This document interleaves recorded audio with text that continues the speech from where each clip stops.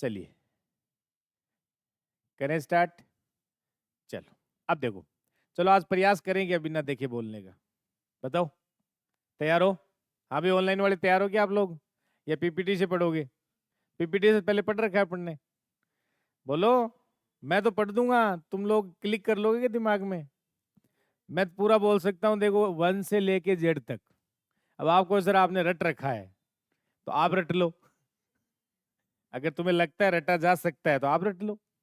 रटा नहीं है, मैंने सीख रखा है और आप भी सीख जाएंगे। आप कोशिश करना, कोई बात नहीं, स्पीड स्लो कर लेंगे, करते हैं। क्योंकि ये सब्जेक्ट अगर आपने ऐसे कर लिया ना, तो मेरे हिसाब से सबसे बड़ा सब्जेक्ट यही है आपके, मतलब जिसमें कंटेंट ज्यादा है, यही है ना। करते हैं प्रयास, आज मैं पन्ना ही नहीं पलटूं। करें? छोड़ दूं मारकर? पक्की बात? ठीक है, ये लो। आज आप नया चीज अपन शुरू करते हैं, और ऐसे अगर अपने हर बुक को बोल लिया ग्रेजुएशन को, तो फिर अपने आज आदत बना लो कि आगे से जब भी रिवीजन होगा तो ग्रेजुएशन की बुक हो चाहे कोई सी बुक हो, अपन बिना पीपीटी रिवीजन करेंगे। क्योंकि पीपीटी से तो मैं पढ़ा ही रहा हूँ, वही पीपीटी अब लगाई है, तो ये तो है आपके पास। और फिर भी इसको डाल दूंगा अगर जरूरत होगी, तो कोई बड़ी बात नहीं है। बिना देखे बोलते हैं, लेकिन बिना देखे अगर बोल लिया ना एक बार, मजा आ जाएगा। लेकिन ये नहीं होगी मैं ही मेरा रिवीजन करूं और चल जाऊं, बोल सर आपका ग्रुप थ्योरी एक बार और अच्छा हो गया है। हाँ, बिना पीपीटी। हाँ पीपीटी डाल देंगे, पीपीटी कोई मना नहीं है, आप देख लेना बाद में चाहे। पीपीटी में क्या है, दिमाग में रखेंगे ना। चलो स्टार्ट करते हैं। मान लो आपसे कोई कहे भी आज ग्रुप थ्योरी सुनाओ आप, तो आप क्या जानते हो? पहले बताओ, पढ़ के आए हो क्या? थोड़ा बहुत पढ़ के तो आए हो ना? तो सर हम ऐसे शुरुआत करेंगे कि भाई आप जैसे मेरे को बता रहे हो, तो आप ऐसे ही बताना, जैसे मैं आपको बता रहा हूँ वैसे आप दूसरे को बताओ। कि भाई देखो, ग्रुप थ्योरी को हमने 4 यूनिट में डिवाइड किया है।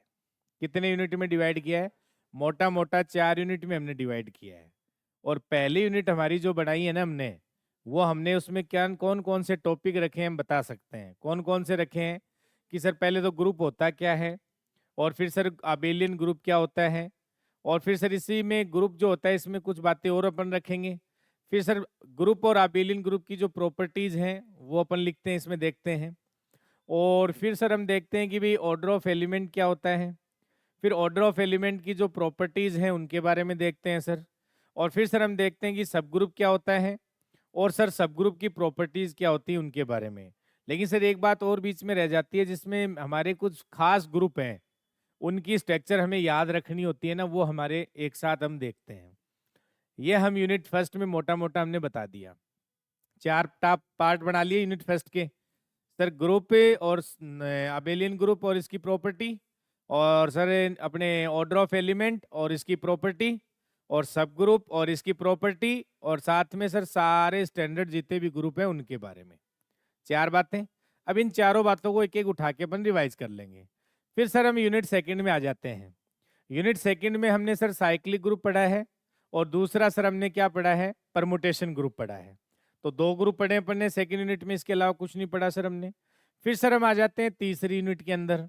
और तीसरी यूनिट के अंदर सर हमने काफी टॉपिक्स पढ़े हैं, जिसमें हमने सबसे पहले कॉन्जुगेट एलिमेंट क्या होता है, फिर सर कॉन्जुगेट क्लास क्या होती है, कॉन्जुगेट एलिमेंट क्या होते हैं, कॉन्जुगेट क्लास क्या होती है, ये हमने पढ़ा। फिर सर हमने कोसेट क्या होता है, जिसे अपन सह समुच्चय कहते हैं। अच्छा हिंदी में बोलना है क्या? हाँ हिंदी में तो बोलना है ना। कॉन्जुगेट एलिमेंट यानी संयुग्मी अवयव, और कॉन्जुगेट क्लास यानी संयुग्मी वर्ग क्या होता है, कोसेट यानी सह समुच्चय जिसे अपन कहते हैं, और उसकी प्रॉपर्टीज के बारे में पढ़ा है, ये पढ़ा अपन ने।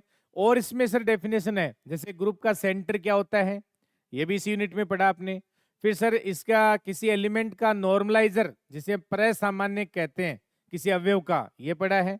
किसी सब ग्रुप का प्रसामान्य क्या होता है, यानी नॉर्मलाइजर ऑफ सब ग्रुप क्या होता है, एन ऑफ एच, याद आ रहा है क्या? ये हमने पढ़ा है सर, इसकी प्रॉपर्टी पढ़नी है।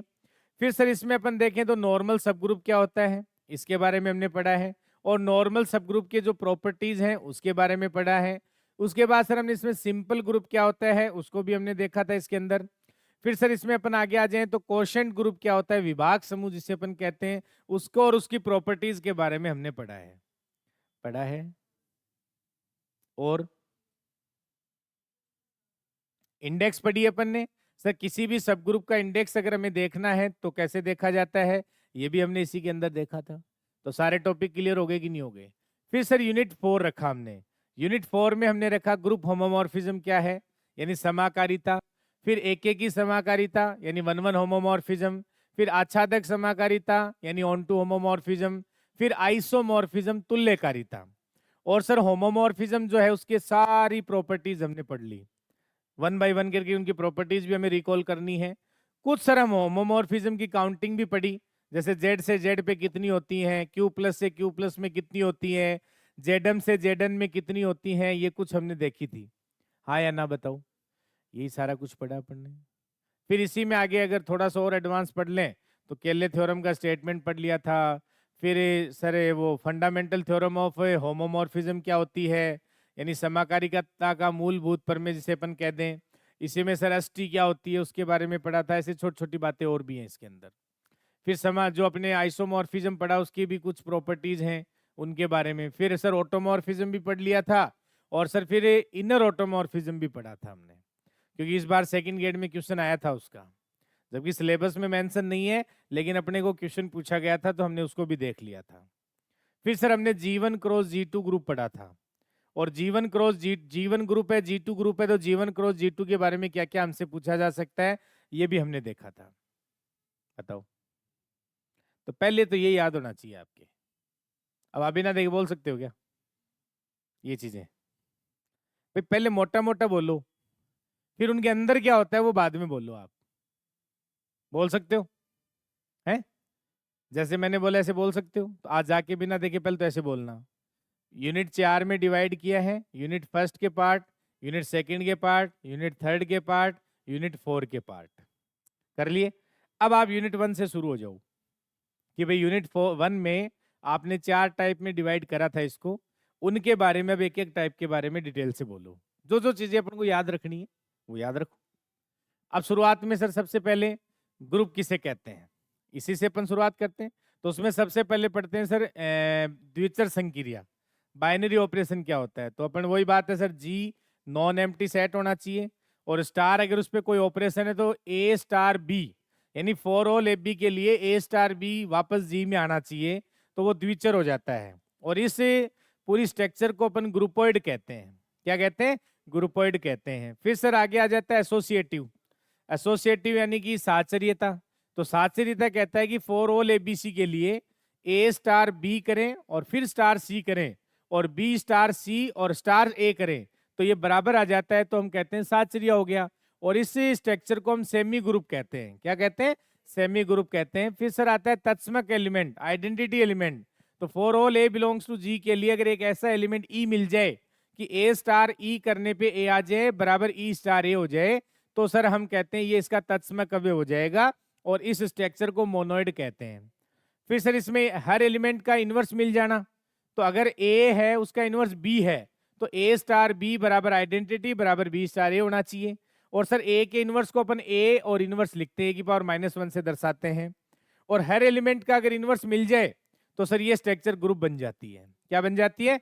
ग्रुप बन जाती है। और ग्रुप अगर साथ में कॉम्यूटेटिव हो जाए यानी क्रम विनिमेयता हो जाए, ए स्टार बी बराबर बी स्टार ए, तो सर ये क्या बन जाता है? आबेली समूह बन जाता है। और सर इसमें फिर द्विचर संक्रिया की काउंटिंग पूछ लेता है कि अगर जी सेट में एन एलिमेंट हैं तो कितनी द्विचर संक्रिया बना सकते हो? एन की पावर एन स्क्वायर, एन की पावर एन स्क्वायर बना सकते हो। फिर क्रम विनिमय द्विचर संक्रिया कितनी बना सकते हो? एन की पावर समीशन एन, एन की पावर समीशन एन बना सकते हो। याद है? ये होगी सर अपने बातें। अब इनकी सर प्रॉपर्टीज। सर हर ग्रुप के पास यूनिक आइडेंटिटी एलिमेंट होता है, हर एलिमेंट के पास यूनिक इनवर्स एलिमेंट होता है, ये हमने देख लिया था। फिर सर यहाँ से ग्रुप का ऑर्डर क्या होता है, जितने ग्रुप में एलिमेंट होते हैं वो ग्रुप का ऑर्डर बन जाता है। फिर सर आबेलियन ग्रुप पे क्या क्या कंडीशन है, क्या क्या प्रॉपर्टीज हैं, तो हमने पढ़ा कि सर अगर जी आबेलियन है तो ए बी की पावर एन को आप ए की पावर एन बी की पावर एन लिख सकते हैं। लेकिन ए बी की पावर एन को ए की पावर एन बी की पावर एन लिख सकते हो, तो जी हमेशा आबेलियन हो जरूरी नहीं है। लेकिन एन बराबर 2 के लिए सर ये इफ एंड ओनली होता है, मतलब जी आबेलियन है तो ए बी का स्क्वायर ए स्क्वायर बी स्क्वायर।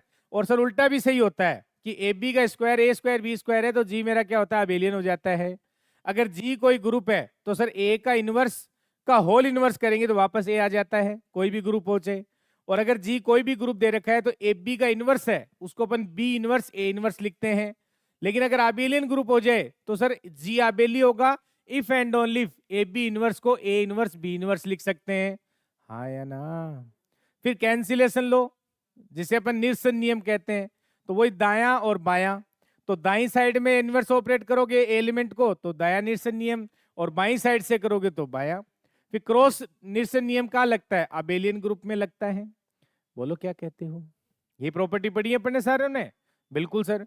अगर सर किसी ग्रुप में सारे एलिमेंट सेल्फ इनवर्स एलिमेंट हो जाएं तो सर ग्रुप मेरा आबेलियन हो जाता है। लेकिन अगर ग्रुप आबेलियन है तो उसके सारे एलिमेंट सेल्फ इनवर्स होने जरूरी नहीं है।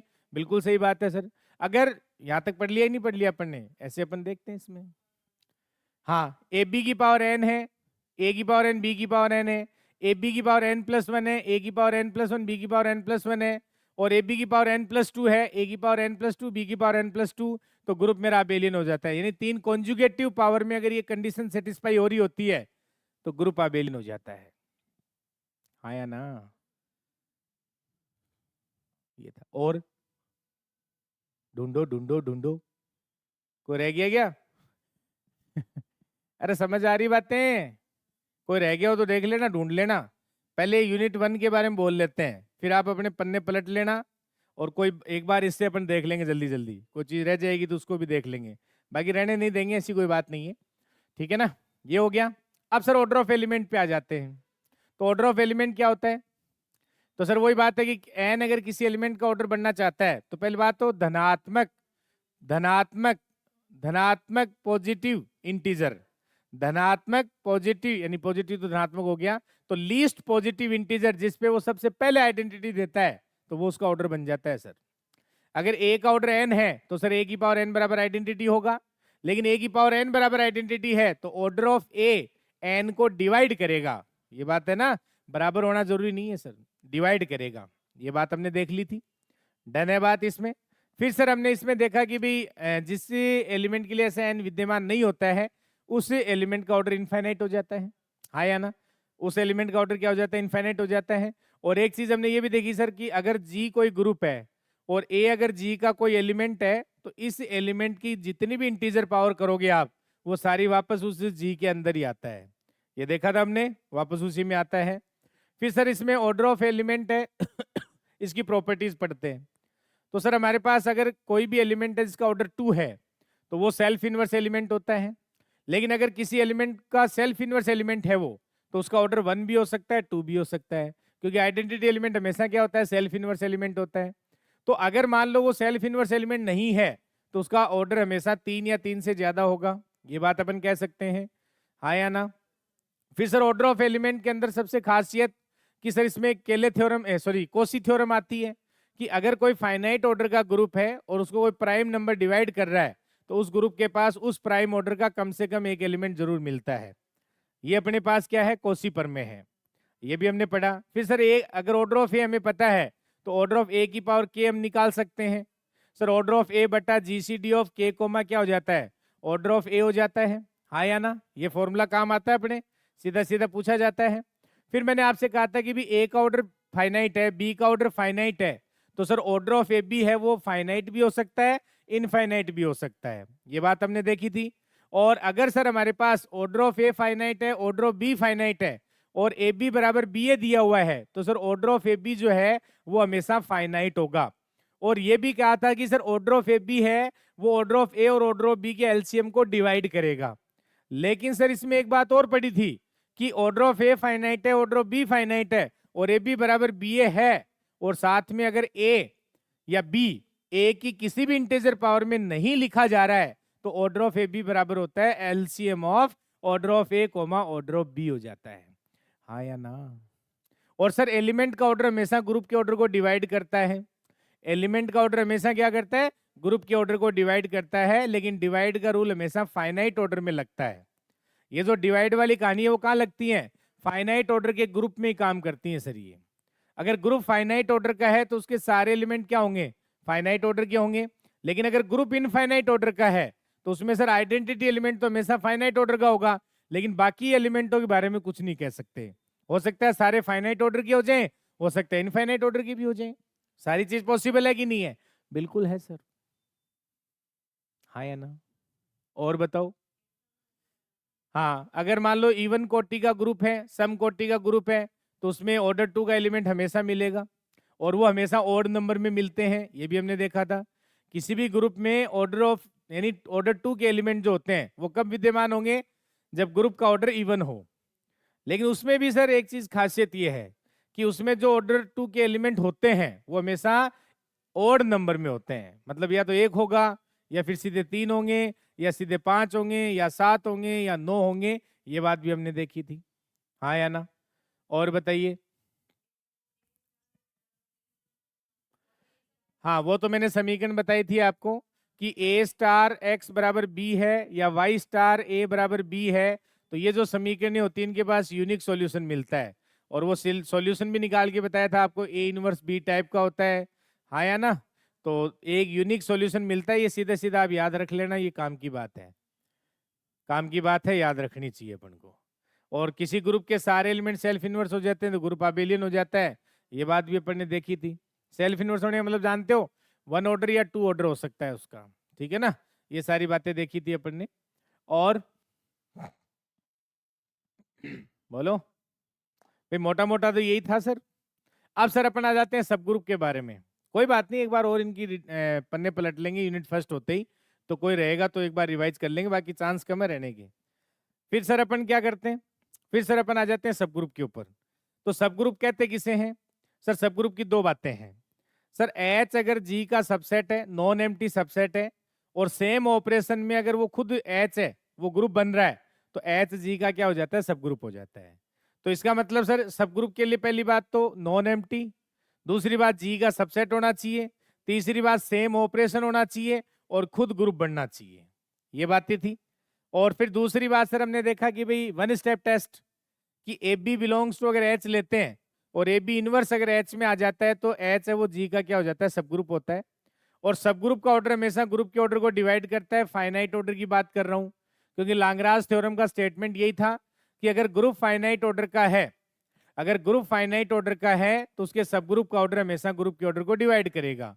लेकिन जो नंबर डिवाइड कर रहा है, जैसे यहां से एक बात ही बोल सकते हैं, जैसे फाइनाइट ऑर्डर का कोई ग्रुप है, उसको कोई नंबर डिवाइड कर रहा है, तो सर उस ऑर्डर का उसमें एलिमेंट होना कोई जरूरी नहीं है, और उस ऑर्डर का उसमें सब ग्रुप होना भी जरूरी नहीं है। सर A12 पढ़ा था, A4 सॉरी, A4 पढ़ा था अपन ने, और A4 का ऑर्डर 12 होता है सर, उसमें 6 डिवाइड करता है उसको, लेकिन उसमें 6 ऑर्डर का सब ग्रुप नहीं मिला था हमें। तो कोई नंबर डिवाइड कर रहा है, उस ऑर्डर का हमेशा सब ग्रुप हो ऐसा जरूरी नहीं है, और एलिमेंट हो ऐसा भी जरूरी नहीं है। बिल्कुल सर, ये बात अपन ने पढ़ी थी। और सर जो अपने पास खुद खुद का सब ग्रुप होता है, एक सर ट्रिवियल जो होता है वो भी हमेशा जी का सब ग्रुप होता है। इनको इम्प्रॉपर कहते हैं, और प्रॉपर जो इनके अलावा होता है वो प्रॉपर सब ग्रुप हो जाता है। हाँ या ना? फिर सर इसमें हमने देखा सब ग्रुप की प्रॉपर्टी कि H1 और H2 अगर जी के सब ग्रुप हैं तो H1 इंटरसेक्शन H2 भी जी का सब ग्रुप हो जाएगा। और सर H1 यूनियन H2 सब ग्रुप कब होगा? जब या तो H1 H2 में जाए या H2 H1 का सबसेट हो जाए। बोलो हाँ या ना? ये भी पढ़ लिया था। और सर कोई भी ग्रुप है वो अपने दो प्रॉपर सब ग्रुप के यूनियन में नहीं लिखा जा सकता।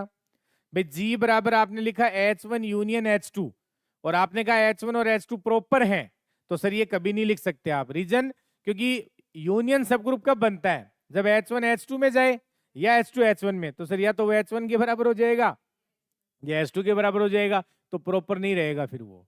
तो इसका मतलब जी जो ग्रुप है वो अपने दो प्रॉपर सब ग्रुप जो होते हैं उनके यूनियन में नहीं लिखा जा सकता। सही बात है ये बात।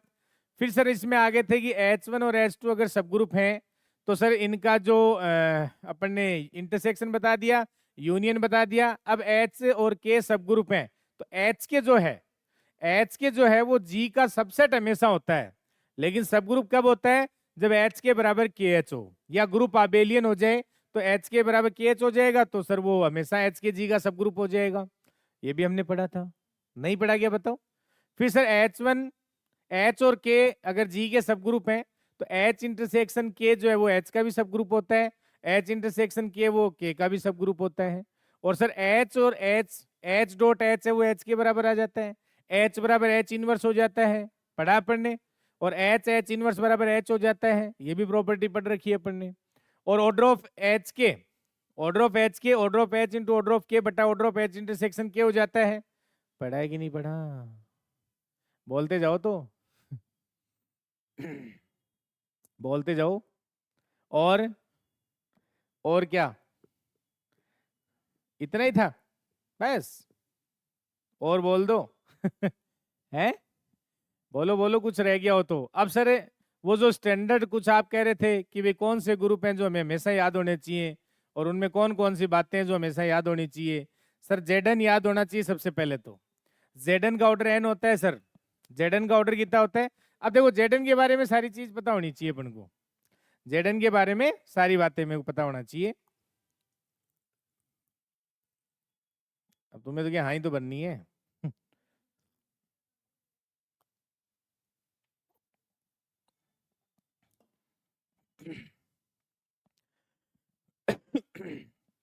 मास्टर के की समस्या रहती है गले की। अगर गला ऐसे कोई कह देना कि आप कितनी मेहनत कर लो गला खराब नहीं होने देंगे, तो मैं पूरे दिन मैथ बोल लूं बैठ के डल्ली। लेकिन हमारे सबसे डर रहता है इस चीज का ही बस, कि तुम्हारे रिपीटर बैच में मुझे सबसे ज्यादा जो दिक्कत होती है वो गले की होती है, क्योंकि नॉन स्टॉप चीजें करनी पड़ती हैं। नॉन स्टॉप इसलिए कोई लोग करते नहीं है, क्योंकि सबसे बड़ी जो डर लगता है ना टीचर को, वो गले का ही लगता है बेटा हाँ, तो क्या था इसमें? अब देखो जेडन के बारे में, तो सर जेडन है वो एन ऑर्डर का ग्रुप होता है। इसका आइडेंटिटी एलिमेंट 0 होता है। इसमें सर आइडेंटिटी एलिमेंट 0 होता है, इसमें किसी ए का इनवर्स निकालना है तो सर वो n माइनस ए हो जाता है। हाँ या ना? ये अबेलियन ग्रुप होता है सर। ये साइक्लिक ग्रुप भी होता है, अपन जानते हैं। हाँ या ना? और 1 जो है इसका ऑर्डर हमेशा इसमें n होता है। 1 का ऑर्डर हमेशा n होता है। और सर अगर किसी ए एलिमेंट का अगर ऑर्डर निकालना है तो सीधा कंसेप्ट है n बटा GCD of A comma N होता है। सीधा सीधा कंसेप्ट है। और सर इसमें खासियत यह है, इस जेडन में इस एन को जो भी नंबर डिवाइड करता है उस ऑर्डर के इसमें एलिमेंट मिलते हैं। और फाई अगर मान लो के एन को डिवाइड कर रहा है तो सर के ऑर्डर के फाई के एलिमेंट मिलते हैं। हाँ या ना बताओ? और जो डिवाइड नहीं करता है उस ऑर्डर का एक भी एलिमेंट नहीं मिलेगा, और जो डिवाइड करता है उस ऑर्डर का इसमें मिलते हैं। लेकिन ये बात हमेशा सत्य नहीं होती है सर, ये साइक्लिक ग्रुप में सत्य है। फाइनाइट ऑर्डर के साइक्लिक ग्रुप में ही सत्य है सर ये बात, कि जो भी नंबर डिवाइड करा उस ऑर्डर के फाइव के एलिमेंट मिल जाएंगे आपको। वरना तो हमने के 4 ग्रुप पढ़ा है, जानते हो सारे। ऑर्डर 4 का होता है और उसमें सर एक आइडेंटिटी एलिमेंट होता है ऑर्डर 1 का, बाकी 3 एलिमेंट होते हैं ऑर्डर 2 के। तो ग्रुप का ऑर्डर कितना होता है? 4 होता है। लेकिन सर इसमें 4 ऑर्डर का एलिमेंट नहीं है। हाँ या ना? और ये अबेलियन ग्रुप होता है सर, ये साइक्लिक ग्रुप नहीं होता है, जानते हैं अपन। एक सर हमने क्यूएट ग्रुप पढ़ा है, तो क्यूएट ग्रुप है वो 8 ऑर्डर का ग्रुप होता है सर, नॉन अबेलियन ग्रुप होता है। और सर ये सबसे ज्यादा काउंटर एग्जाम्पल में काम में लिया जाता है। इसमें सर 8 एलिमेंट है, एक आइडेंटिटी एलिमेंट 1 ऑर्डर का, एक ऑर्डर 2 का एलिमेंट होता है -1। और सर आई और -i ये ऑर्डर 4 के हैं, जे और -j ऑर्डर 4 के हैं, के और -k भी ऑर्डर 4 के हैं। और i का इनवर्स -i का i, j का इनवर्स -j का j, k का इनवर्स -k का इनवर्स k होता है सर। और इसमें सर जो सब ग्रुप होते हैं, एक 1 ऑर्डर का होता है ये वो जिसमें आइडेंटिटी लेते हो, एक ऑर्डर 2 का बनता है 1 और -1 से, एक ऑर्डर 4 के बनते हैं 3, 1 -1 i -i, 1 -1 j -j, 1 -1 k बनता है। एक क्यूएट खुद होता है जो खुद का सब ग्रुप होता है। तो ये ग्रुप अबेलियन है, सॉरी ग्रुप नॉन अबेलियन है। लेकिन इसके जो प्रॉपर सब ग्रुप हैं वो सारे के सारे क्या होते हैं? अबेली भी होते हैं और साइक्लिक भी होते हैं। तो ये खासियत है इस ग्रुप की, इसलिए काउंटर एग्जाम्पल में सबसे ज्यादा काम आता है। हाँ या ना बताओ? एक सर आपने सीएन ग्रुप पढ़ाया था, जो इकाई के एनवे मूल, जिसको हम लिखते हैं ई की पावर 2 पाई आयोटा और m बाई एन, और m का मान 1 से n तक ले जाओ सर। ये भी सर n ऑर्डर का साइक्लिक ग्रुप होता है। और इसमें भी सर वही बात है, इस n को जो नंबर डिवाइड करते हैं उस ऑर्डर के इसमें 5 के एलिमेंट होते हैं। हाँ या ना? ये इसकी भी खासियत है, इसमें भी अपन देख सकते हैं। और इसका जो जनरेटर है सर ई की पावर 2 पाई आयोटा और 1 बाई एन, ये तो फिक्स सही है। और बाकी जो m के मान ऐसे रखते जाओ जिनमें m और n की जीसीडी 1 बनता जाए, वो सारे इसके जनक बन जाते हैं, जनरेटर बन जाते हैं सर। ये साइक्लिक ग्रुप होता है, एन ऑर्डर का क्या होता है? साइक्लिक ग्रुप बन जाता है। जानते हो कि नहीं जानते हो इसके बारे में? एक सर हमने यूएन ग्रुप पढ़ा था। यूएन ग्रुप को सर अपन इसका ऑर्डर कितना होता है, फाई एन होता है। तो यूएन ग्रुप में एक तो क्वेश्चन यही बन जाता है कि भाई यूएन का ऑर्डर कितना होता है, फाई एन होता है सर। यूएन का ऑर्डर कितना होता है, फाई एन होता है। इसमें सर एन या एन से छोटी वो प्राकृतिक संख्याएं आती हैं जिनका एन के साथ जीसीडी 1 न हो, वो सारे इसमें मेंबर आते हैं। ये एक आबेलियन ग्रुप होता है सर। क्या होता है, आबेलियन ग्रुप होता है। और इसमें जो ऑपरेशन है वो कौन सा लगता है, मल्टीप्लीकेशन मॉडुलो एन लगता है। तो इसमें सर वही ए डॉट बी फिर एन का भाग दो, रिमाइंडर जो आएगा वो अपन देखते हैं इसमें, हाँ या ना बताओ। और इसका ऑर्डर फाई एन होता है, अपन ने देख लिया। ये फाइनाइट ऑर्डर के ग्रुप में बेटा जो हमें ध्यान रखने होते हैं सारे के सारे। फिर सर जेड प्लस ग्रुप होता है, इनफाइनाइट ऑर्डर का होता है, साइक्लिक ग्रुप बनता है, अपन जानते हैं। इसमें आइडेंटिटी एलिमेंट होता है जो 0 1 ऑर्डर का, बाकी सारे एलिमेंट क्या होते हैं सर, इनफाइनाइट ऑर्डर के होते हैं। सारे एलिमेंट क्या होते हैं बाकी के, इनफाइनाइट ऑर्डर के होते हैं। और सर इसमें जो सब ग्रुप है केवल 0 एलिमेंट लें यानी आइडेंटिटी एलिमेंट लें, वो एक फाइनाइट ऑर्डर का होता है। बाकी सारे सब ग्रुप क्या होते हैं, इनफाइनाइट ऑर्डर के होते हैं। और सर एमजे टाइप के होते हैं। इस जेड के जो सब ग्रुप होते हैं वो कैसे होते हैं, एमजे टाइप के इसके सब ग्रुप बनते हैं, जैसे 2Z 3Z 4Z, ये सारे इसके क्या होते हैं, सब ग्रुप होते हैं। क्या नहीं जानते हो आप इसके बारे में। बाकी सारे ग्रुप सर अपन जानते ही हैं, सी स्टार डॉट है, क्यू स्टार डॉट है, आर स्टार डॉट है, C plus R plus Q plus Z plus, सारे ग्रुप होते हैं सर, जानते हैं। फिर सर अपन मैट्रिक्सों की तरफ चल दिए। फिर हम कहाँ चल दिए, मैट्रिक्सों की तरफ। सर मैट्रिक्सों की भी कहानी बताई थी आपने कि एन क्रॉस एन की मैट्रिक्स है, एडिशन के रेस्पेक्ट में सर आबेलियन ग्रुप बनाते हैं। अगर ये भी जो इसकी एंट्रीज हैं वो आर से ले रहे हैं, रियल नंबर से। लेकिन सर जैसे ही अपन इसमें गुणन संक्रिया ले आते हैं तो ये सर मोनोइड बन के रह जाता है, क्योंकि जिस मैट्रिक्स का सारणिक नॉन जीरो नहीं आए, अगर जीरो आ जाता है सारणिक सर, उसका इनवर्स नहीं मिलता है। क्योंकि इसमें ए इनवर्स अपन किससे निकालते हैं, एडजॉइंट ऑफ ए बटा डिटरमिनेंट ऑफ ए से निकालते हैं सर। क्यों, क्योंकि यहाँ तत्समक अवयव जो होता है वो आइडेंटिटी मैट्रिक्स होती है। अरे याद है। फिर सर हमने कहा कि इसको ग्रुप बनाना है तो साहब इसमें कंडीशन डाल दो कि इसमें एन क्रॉस एन की वो मैट्रिक्स लेनी है जिनके सारणी का मान नॉन जीरो आए। तो सर ये ग्रुप बन जाता है, लेकिन ये आबेलियन ग्रुप नहीं बनता है। ग्रुप तो बन जाता है लेकिन आबेलियन ग्रुप नहीं बनता है सर, बिल्कुल ये बात भी देखी थी अपन ने। फिर सर अपन कहते हैं कि एक नया स्ट्रक्चर आता है 2x2 या n क्रॉस n का बना सकते हो, जिसमें सारे एलिमेंट सेम हो, मतलब ए टाइप के। तो सर ये वही बात है, ये एडिशन के रेस्पेक्ट में आबेलियन ग्रुप बनता है। लेकिन सर ये ए जो अगर नॉन जीरो रियल नंबर ले लेते हो आप, तो गुणन संक्रिया के रेस्पेक्ट में भी ये आबेलियन ग्रुप बनता है। और सर खासियत देखो आप इसकी, इसका आइडेंटिटी एलिमेंट 1/2 1/2 1/2 1/2, और इसमें किसी ए एलिमेंट का inverse 1/4a 1/4a 1/4a 1/4a बनता है। हाँ जी बोलिए। फिर सर इसी में आपने एक और ग्रुप बनाया था, आपने कहा कि भी नॉन जीरो छोड़ो आप, तो आप ऐसी मैट्रिक्सों का कलेक्शन करो जिसके सारणी का मान 1 आए, वो भी बनाया था। लेकिन सर इससे पहले आपने उसको GLN-ZP नाम दिया था। क्या कहा था कि n क्रॉस n की वो मैट्रिक्स जिनके सारणी का मान नॉन जीरो आए और उसकी एंट्रीज आप ZP से ले रहे हो। एंट्रीज कहां से ले रहे हो, ZP से। तो इस ग्रुप का ऑर्डर कितना होता है, p की पावर n-1, p की पावर n-p, p की पावर n- p की पावर n-1। लेकिन सर इसी में एक कंडीशन और ऐड कर दो, जिनके सारणी का मान 1 आता है वो इकट्ठी करो। तो सर p की पावर n-1, p की पावर n-p और p की पावर n-p की पावर n-1 बट्टा p-1 का हम भाग दे देते हैं। समझ आ रहा है। और क्या रह गया, बोलो बोलो बोलो, कोई अपना रह गया क्या, कोई अपना एक पावर सेट रह गया, power set of natural number, यानी एन के जो सबसेट्स होते हैं, घात समुच्चय जिसे कहते हैं, ये सिमेट्रिक डिफरेंस के रेस्पेक्ट में सर आबेली ग्रुप बनाता है, सिमेट्रिक डिफरेंस के रेस्पेक्ट में। लेकिन यूनियन इंटरसेक्शन इनमें मोनोइड बनाता है। और खासियत कि सर ये इनफाइनाइट ऑर्डर का आबेलीय समूह होता है, और सबसे खासियत इसमें हर एलिमेंट फाइनाइट ऑर्डर का होता है। आइडेंटिटी का ऑर्डर 1 होता है, बाकी सभी का ऑर्डर 2 होता है इसके अंदर। ये इसकी खासियत होती है, हाँ या ना। ऐसे बना सकते हैं। एक हाइजेनबर्ग ग्रुप भी होता है।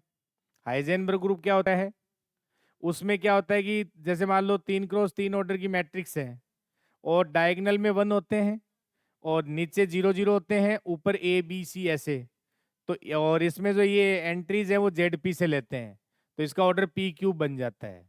तो जैसे मान लो अपन को नॉन अबेलियन ग्रुप बनाना हो, पी क्यूब, पी की पावर 4 टाइप का, पी की पावर 5 टाइप का, तो यहाँ से बना सकते हो आप, क्योंकि पी स्क्वायर ऑर्डर का ग्रुप तो हमेशा अबेलियन होता है और पी ऑर्डर का ग्रुप हमेशा साइक्लिक होता है। लेकिन पी क्यूब, पी की पावर 4 ये बना सकते हैं अपन।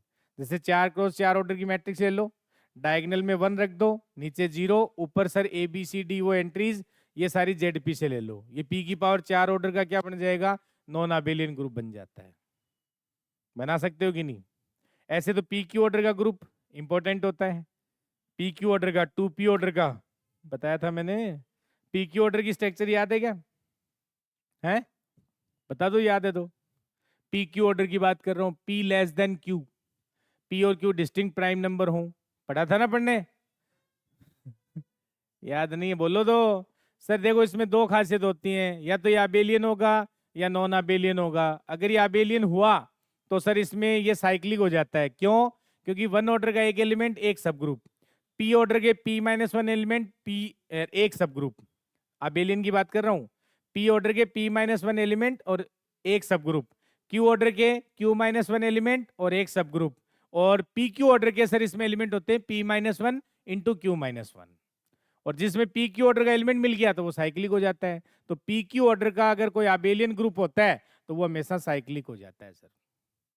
और सब ग्रुप भी बना दिए मैंने। अब एक होता है सर पी क्यू ऑर्डर का नॉन अबेलियन, तो पी क्यू ऑर्डर का नॉन अबेलियन में क्या होता है, 1 ऑर्डर का एक एलिमेंट। और पी ऑर्डर के कितने एलिमेंट होते हैं, पी ऑर्डर के Q into p-1, Q into p-1, और क्यू ऑर्डर के q-1, और पी क्यू ऑर्डर का एक भी एलिमेंट नहीं होता है। 1 ऑर्डर का एक सब ग्रुप, पी ऑर्डर के क्यू सब ग्रुप होते हैं, पी ऑर्डर के क्यू सब ग्रुप होते हैं, और क्यू ऑर्डर का एक सब ग्रुप होता है, एक खुद खुद का सब ग्रुप होता है।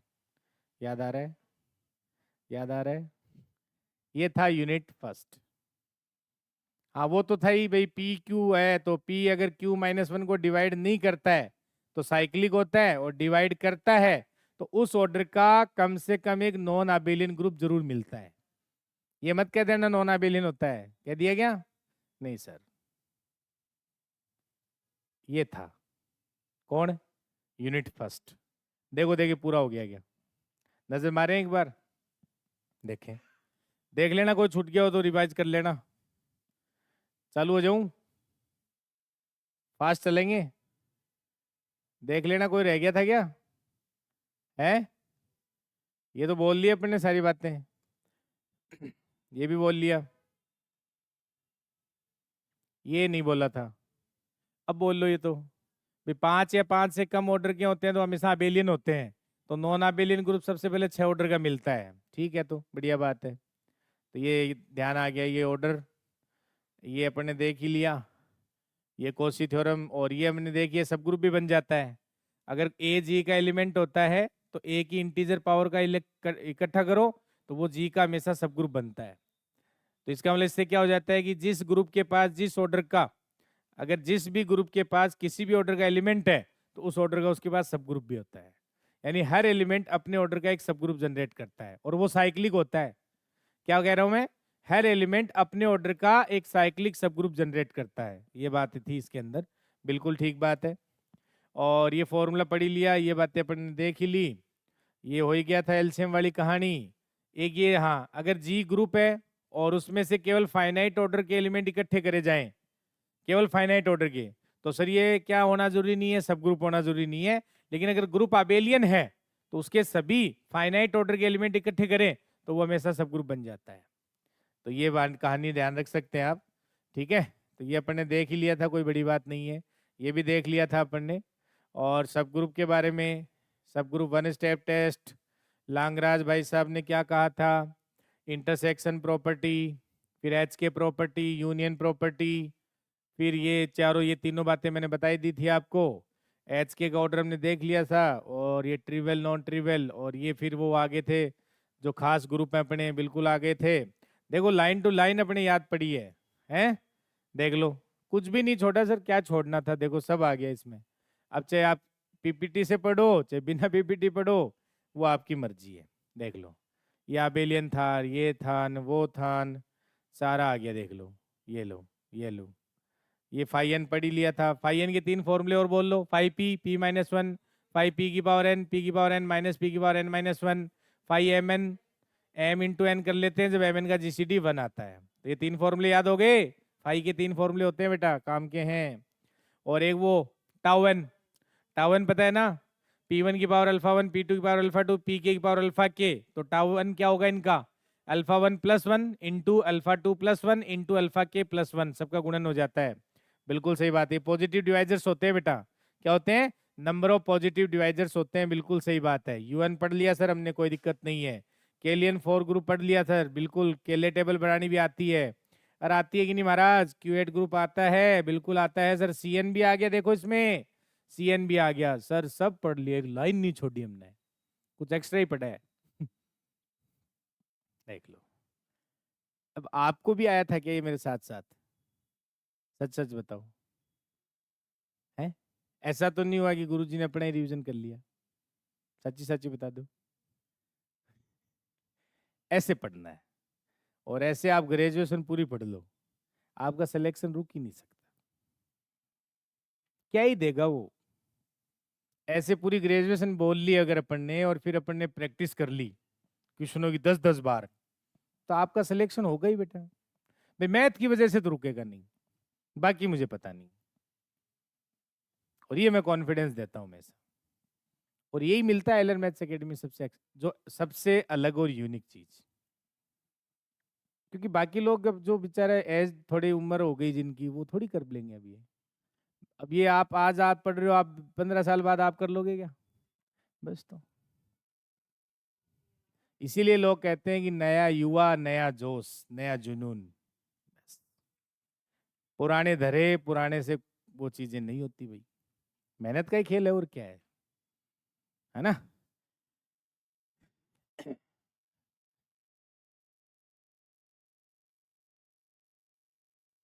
बस। अब अपन चलते हैं यूनिट सेकंड पे। बिल्कुल, अब वापस वही पेज निकाल लो अपने। आपको पता है पीपीटी के 50 पेज पढ़ दिए आपने। ये देखो, ये रहे।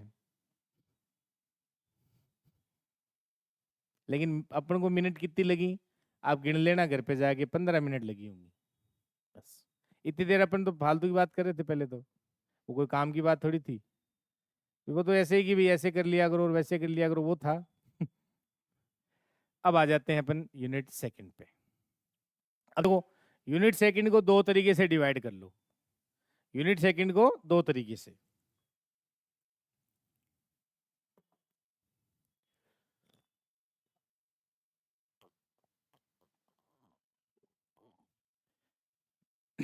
चलिए जी, कोई बात नहीं। अब देखो दूसरी यूनिट पे आ जाओ। तो दूसरी यूनिट को हमने दो पार्ट्स में डिवाइड करी थी, एक साइक्लिक ग्रुप और एक परमुटेशन ग्रुप।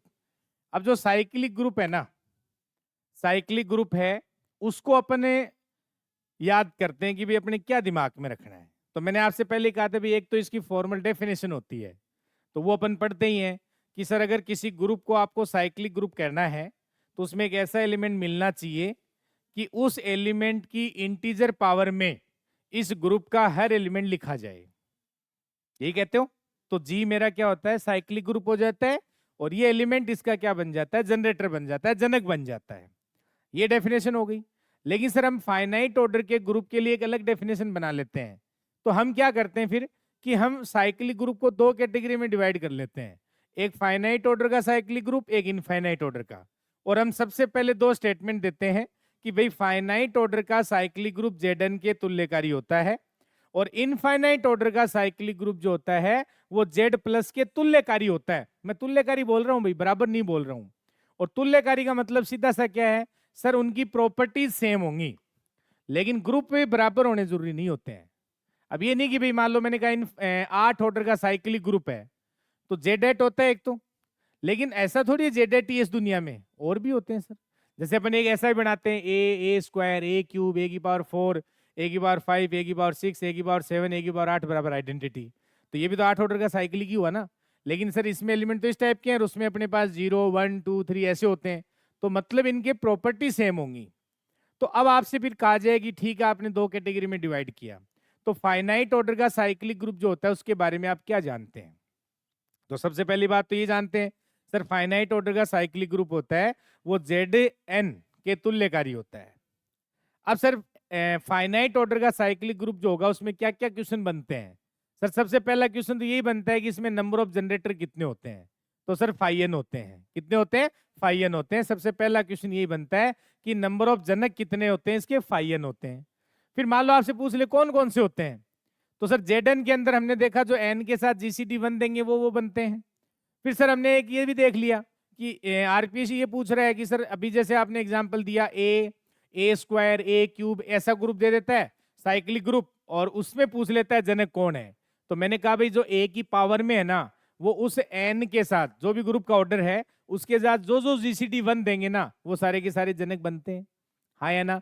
तो पहला खेल तो जनक का चलता है सर। दूसरा फिर पूछता है कि एन ऑर्डर का साइक्लिक ग्रुप है तो उसके नंबर ऑफ सब ग्रुप कितने होंगे? तो टोटल नंबर ऑफ सब ग्रुप कितने होते हैं? टाउ एन होते हैं।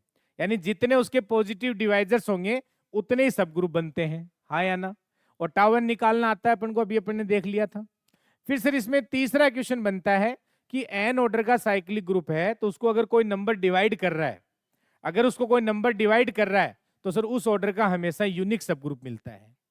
तो इसका मतलब यहाँ ये खासियत है। तो लाग्रांज थ्योरम का कन्वर्स जो है वो यहाँ ट्रू हो रहा है सर। हो रहा है कि नहीं हो रहा है? लाग्रांज थ्योरम का कन्वर्स ट्रू हो रहा है कि सर कोई नंबर डिवाइड कर रहा है उस ऑर्डर का सब ग्रुप मिल रहा है। जबकि हमने क्या पढ़ा था कि भाई कोई ग्रुप है और एच उसका सब ग्रुप है तो सब ग्रुप का ऑर्डर ग्रुप के ऑर्डर को डिवाइड करता है फाइनाइट ऑर्डर के केस के अंदर। लेकिन साइक्लिक ग्रुप में सर कोई नंबर डिवाइड कर रहा है उस ऑर्डर का यूनिक सब ग्रुप मिलता है और हमेशा मिलता है। ये खासियत देखी अपन ने। हाँ या ना बताओ? फिर और सर इसमें क्वेश्चन क्या बन सकता है? और मैंने एक आपसे बताया कि जी अगर कोई ग्रुप दे देगा साइक्लिक ग्रुप जो ए से जनरेट हो रहा है, फिर एच और के इसके सब ग्रुप दे देगा जो अब हमें पता है सर आबेलियन ग्रुप का हर सब ग्रुप आबेलियन होता है और साइक्लिक ग्रुप का हर सब ग्रुप साइक्लिक होता है। तो सर एच अगर मान लो ए की पावर के से जनरेट हो रहा है और के अगर मान लो ए की पावर एल से जनरेट हो रहा है तो एच इंटरसेक्शन के जो होता है ना वो ए की पावर एलसीएम ऑफ के कोमा एल से जनरेट होता है। मैंने कहा था ये क्वेश्चन एग्जाम में आ सकता है, ध्यान रखना आप। एच के कैसे निकालते हैं? एच के का ऑर्डर पता कर सकता है, या सर ये इसके जनक कौन कौन होंगे कितने होंगे ये भी पता कर सकता है आपसे। हाँ या ना? कर सकते हैं कि नहीं कर सकते?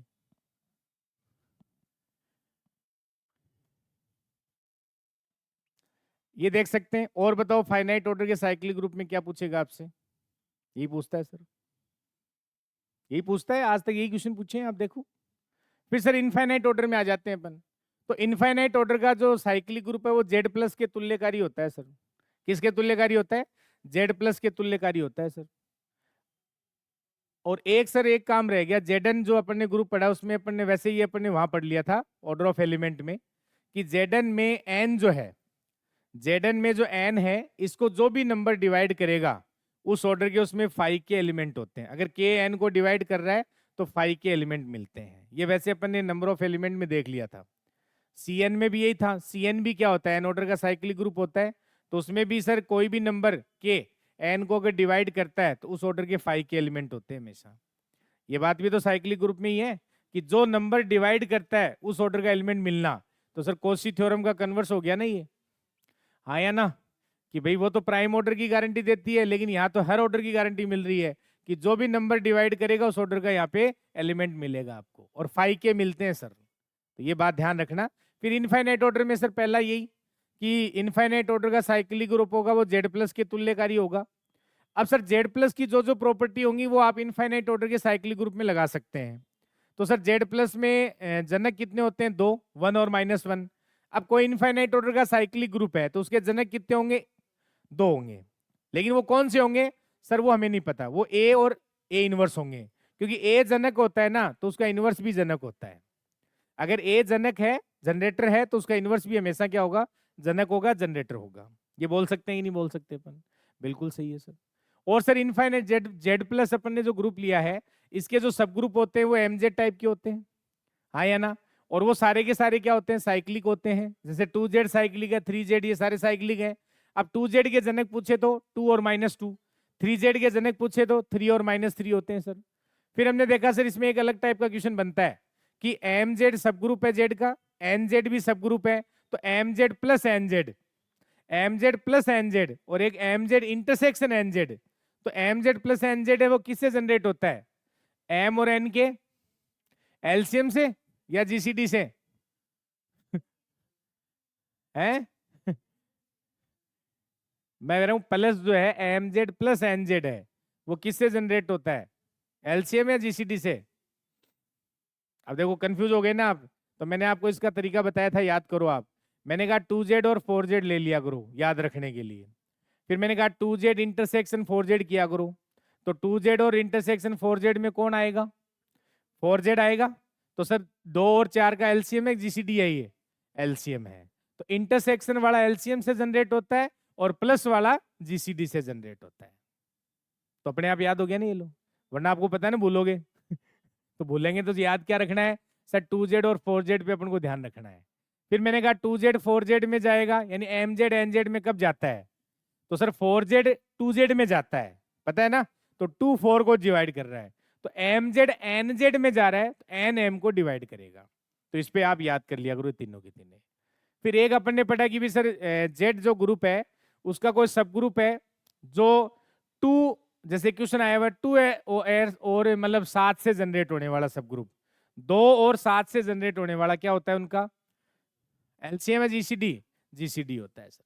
देखो 2 क्वेश्चन होते हैं, ए तथा बी से जनित, एक होता है ए से जनित तथा बी से जनित, अलग अलग बातें हैं। ए तथा बी से जनित का मतलब जीसीडी होगा, और ए से जनित तथा बी से जनित होगा, वहां पे एलसीएम आएगा। ये ध्यान रखना, समझ में आ गई बात? तो ये किस में था? इनफाइनाइट ऑर्डर के साइक्लिक ग्रुप में। अब मेरे हिसाब से इसके अलावा कुछ आपने पढ़ा है तो बताओ। यही था, सारा आ गया। अब सर इसको एक बार अपन अपनी पीपीटी पे भी रिवाइज कर लेते हैं, देख लेते हैं। तो लो आ जाओ, इसमें आ जाओ फटाफट। फिर अपन एसएन में आ जाएंगे परमुटेशन ग्रुप के अंदर। तो ये सारी बातें ये मैंने इसमें लिख रखे हैं, सारे के सारे जेड प्लस के बारे में जितनी भी बातें हैं, ये वही जो अपन अभी डिस्कस कर रहे थे वही सारी बातें हैं। ये देख लो, इसमें ये अपन ने देख लिया, फाई एन टाउ एन सारी चीजें देख ली अपन ने। नंबर ऑफ सब ग्रुप ऑफ ऑर्डर के, फिर number of element of order के, ये भी हमने देख लिया। और ये वही था जो मैंने कहा जी साइक्लिक ग्रुप एच और के उसके 2 सब ग्रुप, और ये भी हमने देख लिया था, ये बता दिया मैंने, उसके एलसीएम से जनरेट होता है। पी स्क्वायर के ऑर्डर का ग्रुप हमेशा अबेलियन होता है, लेकिन साइक्लिक होना जरूरी नहीं है। के 4 एग्जाम्पल रहा, के 4 एग्जाम्पल रहा।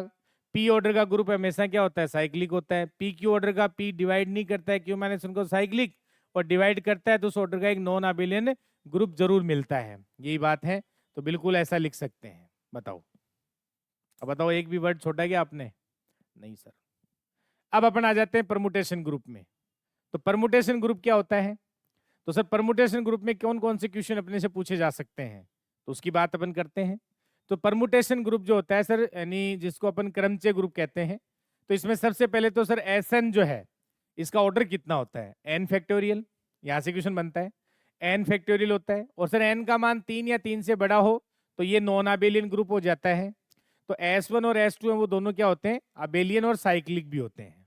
ये बात देख लिया अपन ने। फिर सर अपन आगे बढ़ जाते हैं, इसमें परमुटेशन ग्रुप है, तो इसमें जो परमुटेशन होते हैं उनका प्रोडक्ट पूछ लेता है। तो सर एफ ऑफ जी और जी ऑफ एफ, यानी लेफ्ट टू राइट और राइट टू लेफ्ट। अब देखो ये ध्यान रखना कि आरपीएस ही है ना, वो जेपीएच फॉलो करता है, और जेपीएच में आपके जो रूल दे रखा है वो राइट टू लेफ्ट दे रखा है। कौन सा? Right to left. तो आप राइट टू लेफ्ट ही फॉलो किया करें। अगर राइट टू लेफ्ट है तो वही अपन आंसर लगा सकते हैं उसमें, क्योंकि इस बार भी जैसे उसने क्वेश्चन में गड़बड़ करी थी, तो आप ध्यान रख लेना। बाकी देखो दोनों पॉसिबल हैं, लेफ्ट टू राइट भी करो चाहे राइट टू लेफ्ट भी करो, तो आपके जेपीएच फॉलो करता है राइट टू लेफ्ट। डन है बात। फिर सर इसमें चक्कर क्या होता है? साइक्लिक।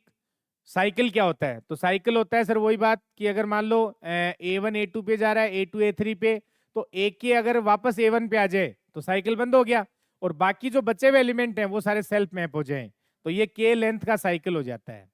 तो जो साइकिल की लेंथ होती है वही उसका ऑर्डर बन जाता है। ये भी हमने देख लिया था, हाँ या ना? फिर सर साइकिल का इन्वर्स कैसे लिखते हैं?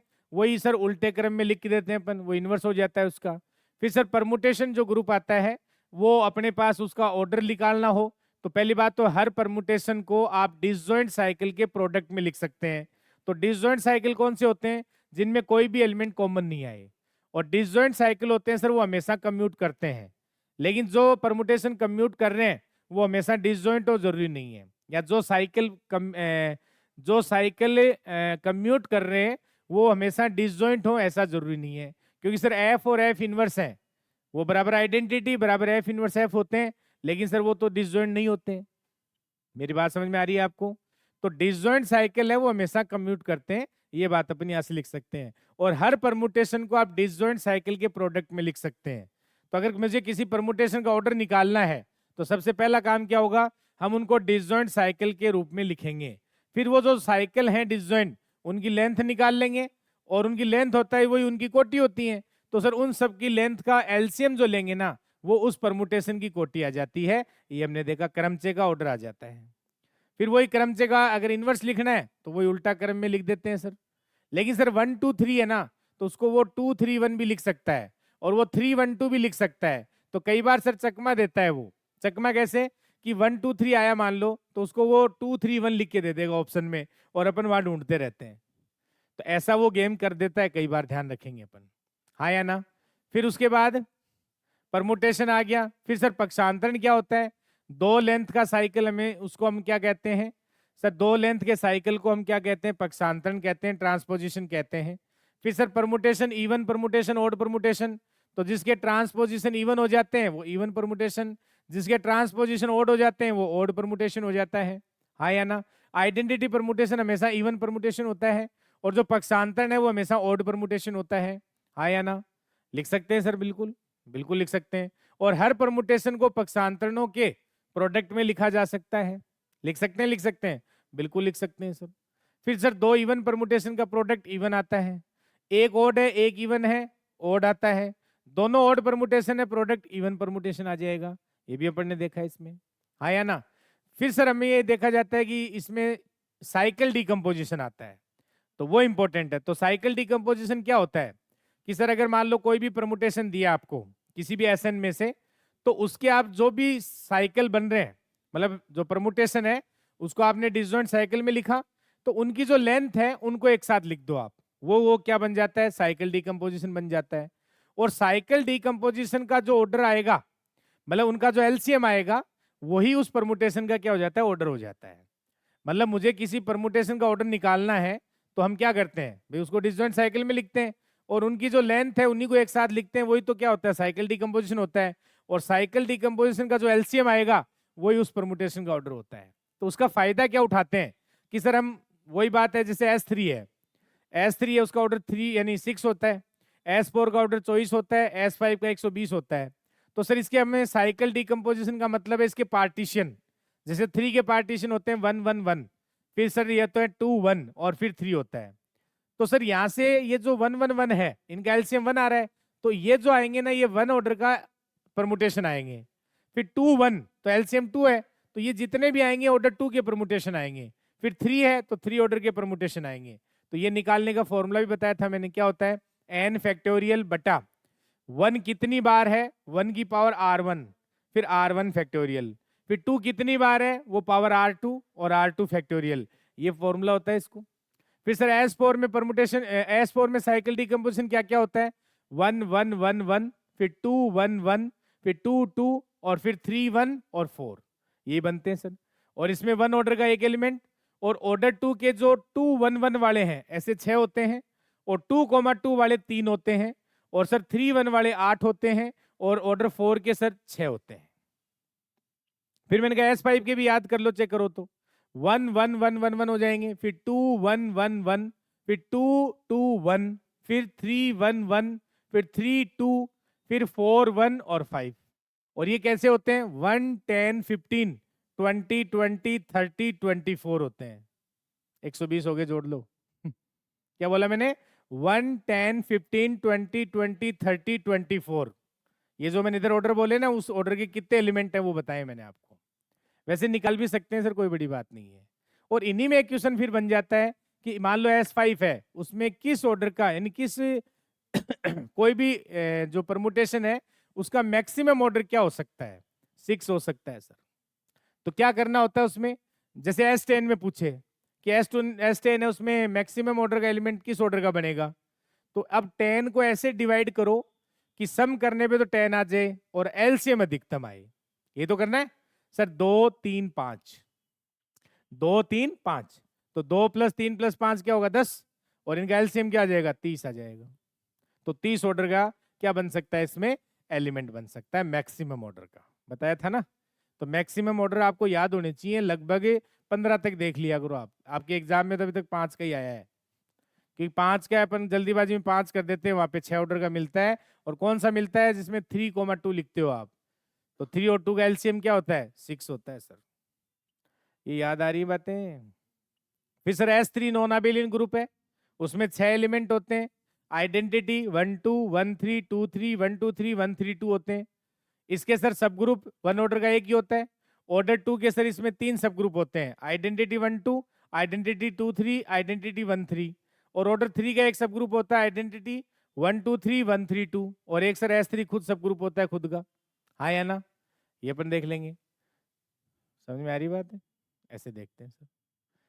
तो ये अपन को याद रखना चाहिए परमुटेशन ग्रुप में। और क्या पढ़ा था इसमें, फिर सर इसमें इवन जो कोई भी SN है उसमें आधे इवन परमुटेशन होते हैं और आधे ओड परमुटेशन होते हैं। तो इनमें जो इवन परमुटेशन है उनको इकट्ठा करके अपन एक सब ग्रुप बना सकते हैं SN का, जिसका नाम AN होता है, जिसे एकांतर ग्रुप कहते हैं, अल्टरनेटिव ग्रुप कहा जाता है, याद है सबको। और सर इस AN की कोटि क्या होती है, n फैक्टोरियल बटे 2 होती है, n फैक्टोरियल बटे 2 होती है। इसमें सर A3 का ऑर्डर क्या होगा 3, तो वो साइक्लिक हो जाता है। लेकिन n का मान 4 या 4 से ज्यादा हो तो ये नॉन अबेलियन बनता है। तो इसमें सर A4 जरूर याद रख लें आप, जिसका ऑर्डर 12 होता है। और इसकी खासियत होती है कि सर इसको 6 डिवाइड करता है, लेकिन इसमें 6 ऑर्डर का सब ग्रुप नहीं मिलता है। इसमें किस ऑर्डर के एलिमेंट मिलते हैं, 1 ऑर्डर के, 2 ऑर्डर के भी मिलते हैं, कौन से 2,2 वाले जो 3 होते हैं, और एक ऑर्डर 3 के मिलते हैं, 3,1 वाले 8 मिलते हैं। तो A4 में 12 एलिमेंट होते हैं, जिसमें एक ऑर्डर 1 का, और 3 होते हैं ऑर्डर 2 के, और 8 होते हैं ऑर्डर 3 के। ये A4 की स्ट्रक्चर है, हाँ या ना। तो ऐसे करके इनको याद रखना है। तो अब आप देख लो इसमें क्या रह गया जो आपको याद नहीं रहा, सब आ गया इसमें। अब एक बार अपन पन्ने पलट लेते हैं अपनी PPT की भी, कोई रह तो नहीं की कोई बात। तो परमुटेशन में आप देखना जो बात आपके लिए रह गई हो, ये तो गुणा करने वाली बातें हैं, मैंने बताई दी, F of G G of F दोनों पॉसिबल हैं। फिर साइकिल अपन ने देख लिया, फिर सर के लेंथ, ये सारी बातें देख ली, इनवर्स भी हमने देख लिया, ठीक है। फिर डिसजॉइंट साइकिल भी देख लिया अपन ने। फिर सर यहाँ इसका ऑर्डर देख लिया अपन ने, ऑर्डर ऑफ परमुटेशन, तो डिसजॉइंट साइकिल में लिखते हैं पहले उसको। फिर ट्रांसपोजिशन भी देख लिया अपन ने, हाँ या ना। इवन परमुटेशन देख लिया, ऑड परमुटेशन देख लिया, साइकिल डिकम्पोजिशन भी देख लिया। S3 के बारे में बता दी मैंने सारी बातें आपको। SN में किसी भी साइकिल डिकम्पोजिशन का ऑर्डर के कितने एलिमेंट होंगे वो भी देख सकते हो सर, यहाँ पे सारी चीजें देख ली सर अपन, देख सकते हो आप ये, हाँ या ना। हाँ, एक इन्वर्जन और देखना था, तो इन्वर्जन निकालना आता ही है सर, वही पहले सिग्मा का इन्वर्जन निकालना है। तो सर पहले उसको लिख लो आप परमुटेशन को। अब जैसे ये 1 है, इसके नीचे कौन है 2, इस 2 से आगे छोटे कितने एलिमेंट हैं, वो इससे 1 का इन्वर्जन होगा। फिर 2 का इन्वर्जन, इस 2 के नीचे जो इमेज है इससे छोटे नंबर कितने हैं, फिर 3 का, और फिर 4 का। तो पहले इस हर एलिमेंट का और फिर इनको जोड़ दो, वो इस सिग्मा का इन्वर्जन आ जाएगा। और इसी में सिग्नेचर होता है -1 की पावर इन्वर्जन ऑफ सिग्मा। तो सर वही बात है, सिग्नेचर जो होता है वो या तो 1 आएगा या -1 आएगा, दो ही पॉसिबिलिटी है, हाँ या ना। तो ये देख सकते हैं इसमें। तो ये अपने वैसे बात कर ली थी डिटेल में। ये मैक्सिमम ऑर्डर किस ऑर्डर का है सब में मैंने बना रखा है, S10 तक आप देख लेना, ये रहा S10 तक जरूर याद रख लेना, बाकी रहे या नहीं रहे वो आप जानो। सर परमुटेशन ग्रुप अभी देखा अपन ने, इसमें A4 थोड़ा सा देख लेंगे अपन, बताओ सारी चीजें याद हो रही हैं कि नहीं हो रही हैं, बताओ।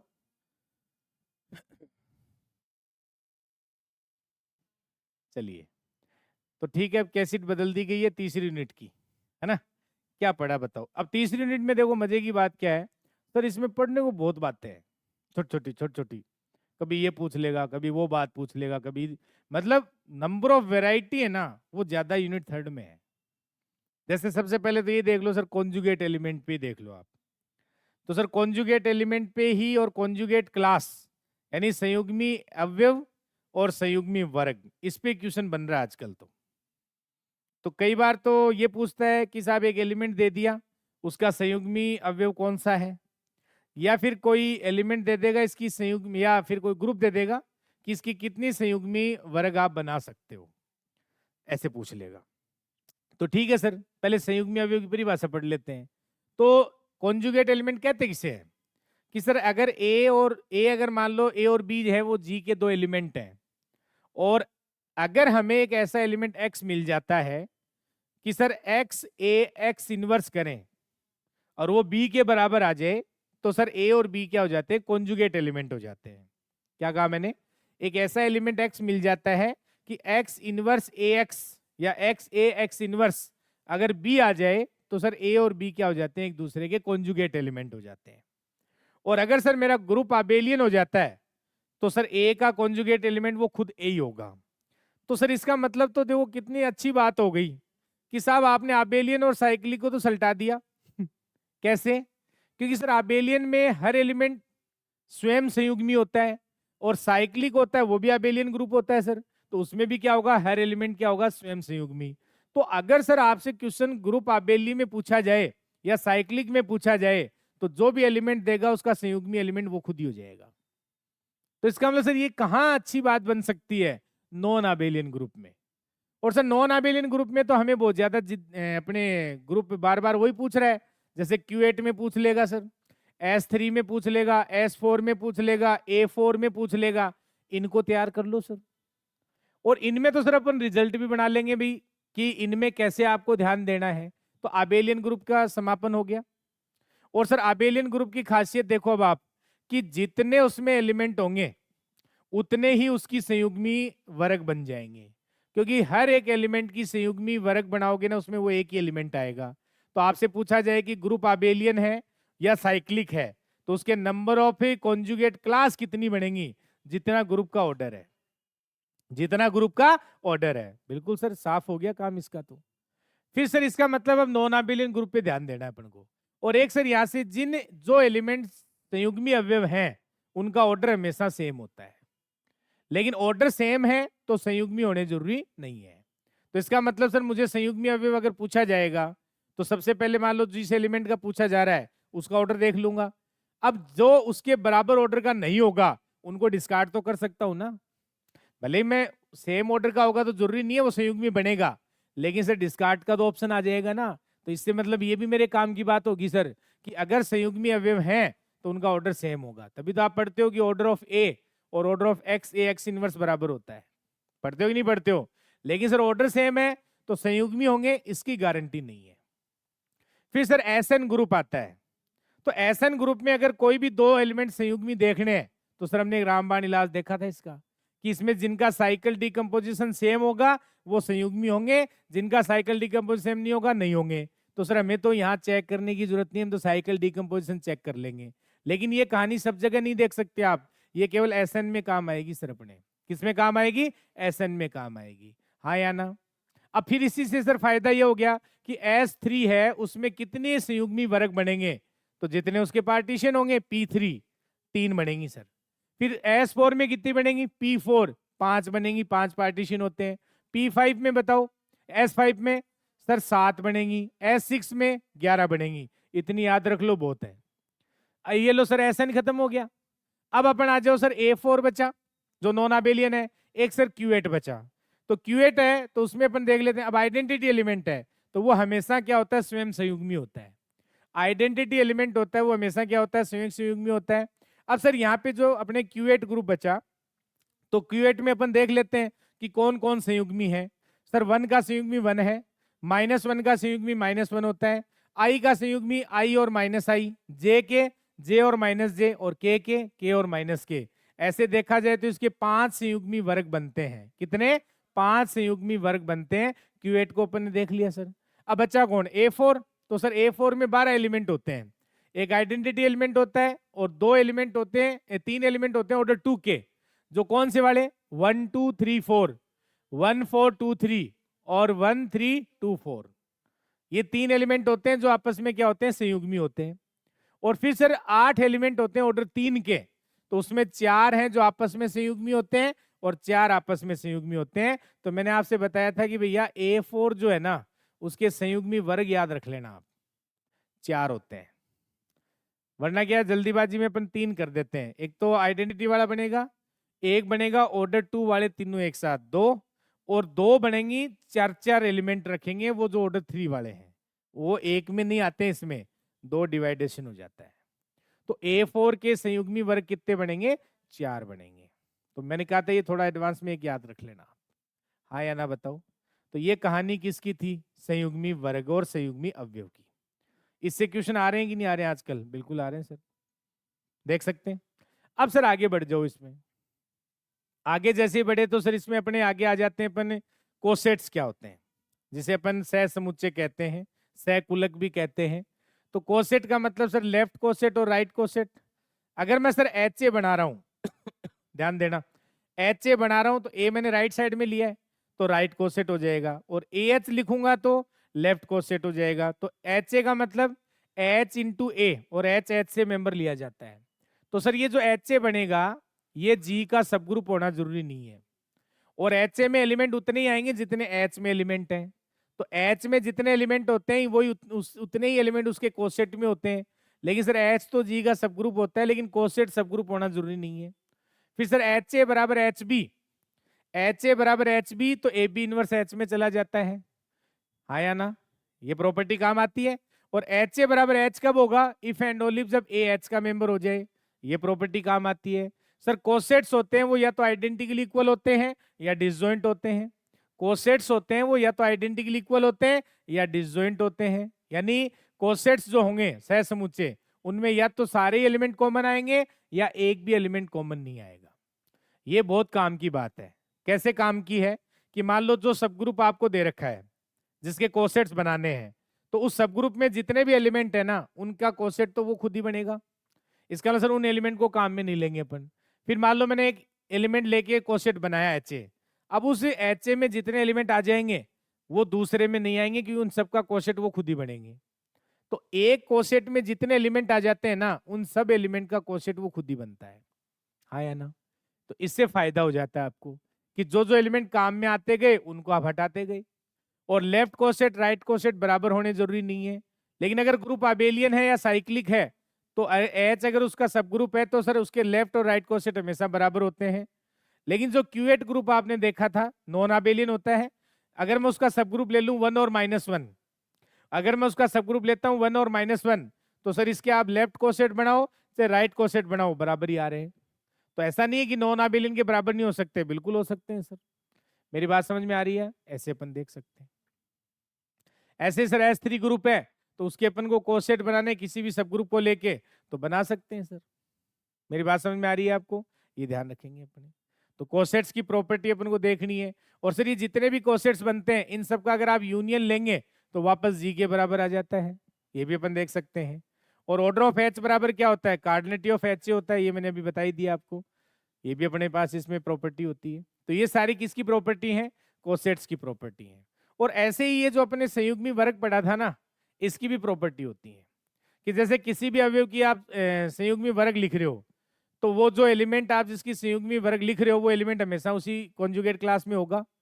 और संयुग्मी वर्ग कभी भी क्या नहीं होता? एम्प्टी नहीं होता सर, क्योंकि खुद तो आता है उसमें, कोई और आए नहीं आए चाहिए।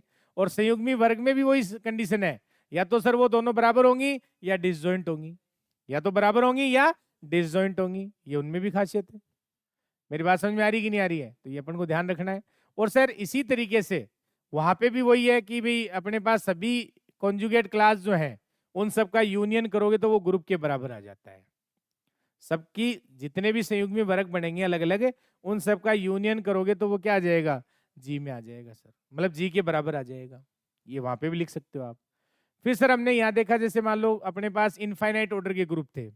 याद करो जैसे मान लो जेड प्लस है तो उसके अपन को जैसे मैंने सब ग्रुप लिया 2Z है तो उसके कोसेट्स कितने बनेंगे? 2, 2Z और 2Z+1 यही बनते हैं। फिर 3Z लिया तो उसके कितने बनेंगे? 3। और MZ लूंगा तो उसके कितने बनेंगे? M बनेंगे। कौन कौन से? MZ, MZ+1, MZ+2 और वही M-1 और A+MZ हो जाएगा। समझ में आ रही कि नहीं आ रही? तो इसके M जो कोसेट्स हैं वो बनते हैं। तो अब देखो आप ग्रुप फाइनाइट और इनफाइनाइट ऑर्डर का है, ग्रुप इनफाइनाइट ऑर्डर का है, सब ग्रुप इनफाइनाइट ऑर्डर का है, लेकिन नंबर ऑफ कोसेट्स कितने बन रहे हैं? फाइनाइट बन रहे हैं। क्योंकि सर इसी से इंडेक्स पढ़ लेते हैं अपन कि जी अगर कोई ग्रुप है, एच उसका सब ग्रुप है, तो उसकी इंडेक्स का मतलब क्या होता है? सर उसके नंबर ऑफ डिस्टिंक्ट कोसेट्स ही होते हैं। यानी भिन्न भिन्न सह समुच्चयों की संख्या है, वही तो इंडेक्स होती है बेटा। तो अब मैं आपसे कहूं कि भी जेड ग्रुप है, उसका 2Z सब ग्रुप है, तो उसकी कितनी इंडेक्स होगी? 2।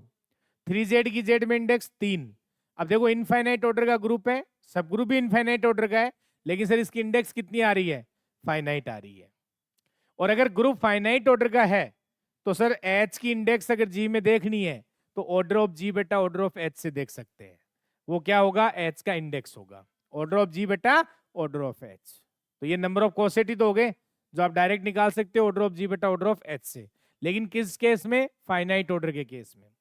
तो अगर ग्रुप फाइनाइट ऑर्डर का है तो उसका कोई भी सब ग्रुप लेंगे वो फाइनाइट ऑर्डर का ही होगा, तो उसकी जो कोसेट्स आएंगे या इंडेक्स आएंगी वो हमेशा फाइनाइट आएगी।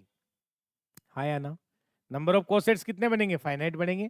लेकिन ग्रुप इनफाइनाइट ऑर्डर का है, सब ग्रुप इनफाइनाइट ऑर्डर का है, तो उसके जो कोसेट्स हैं या इंडेक्स जो है वो फाइनाइट भी हो सकती है, इनफाइनाइट भी हो सकती है। इनफाइनाइट का एग्जांपल दिया था मैंने, क्यू और जेड, याद है? क्यू प्लस ग्रुप लिया था, उसका सब ग्रुप होता है जेड प्लस।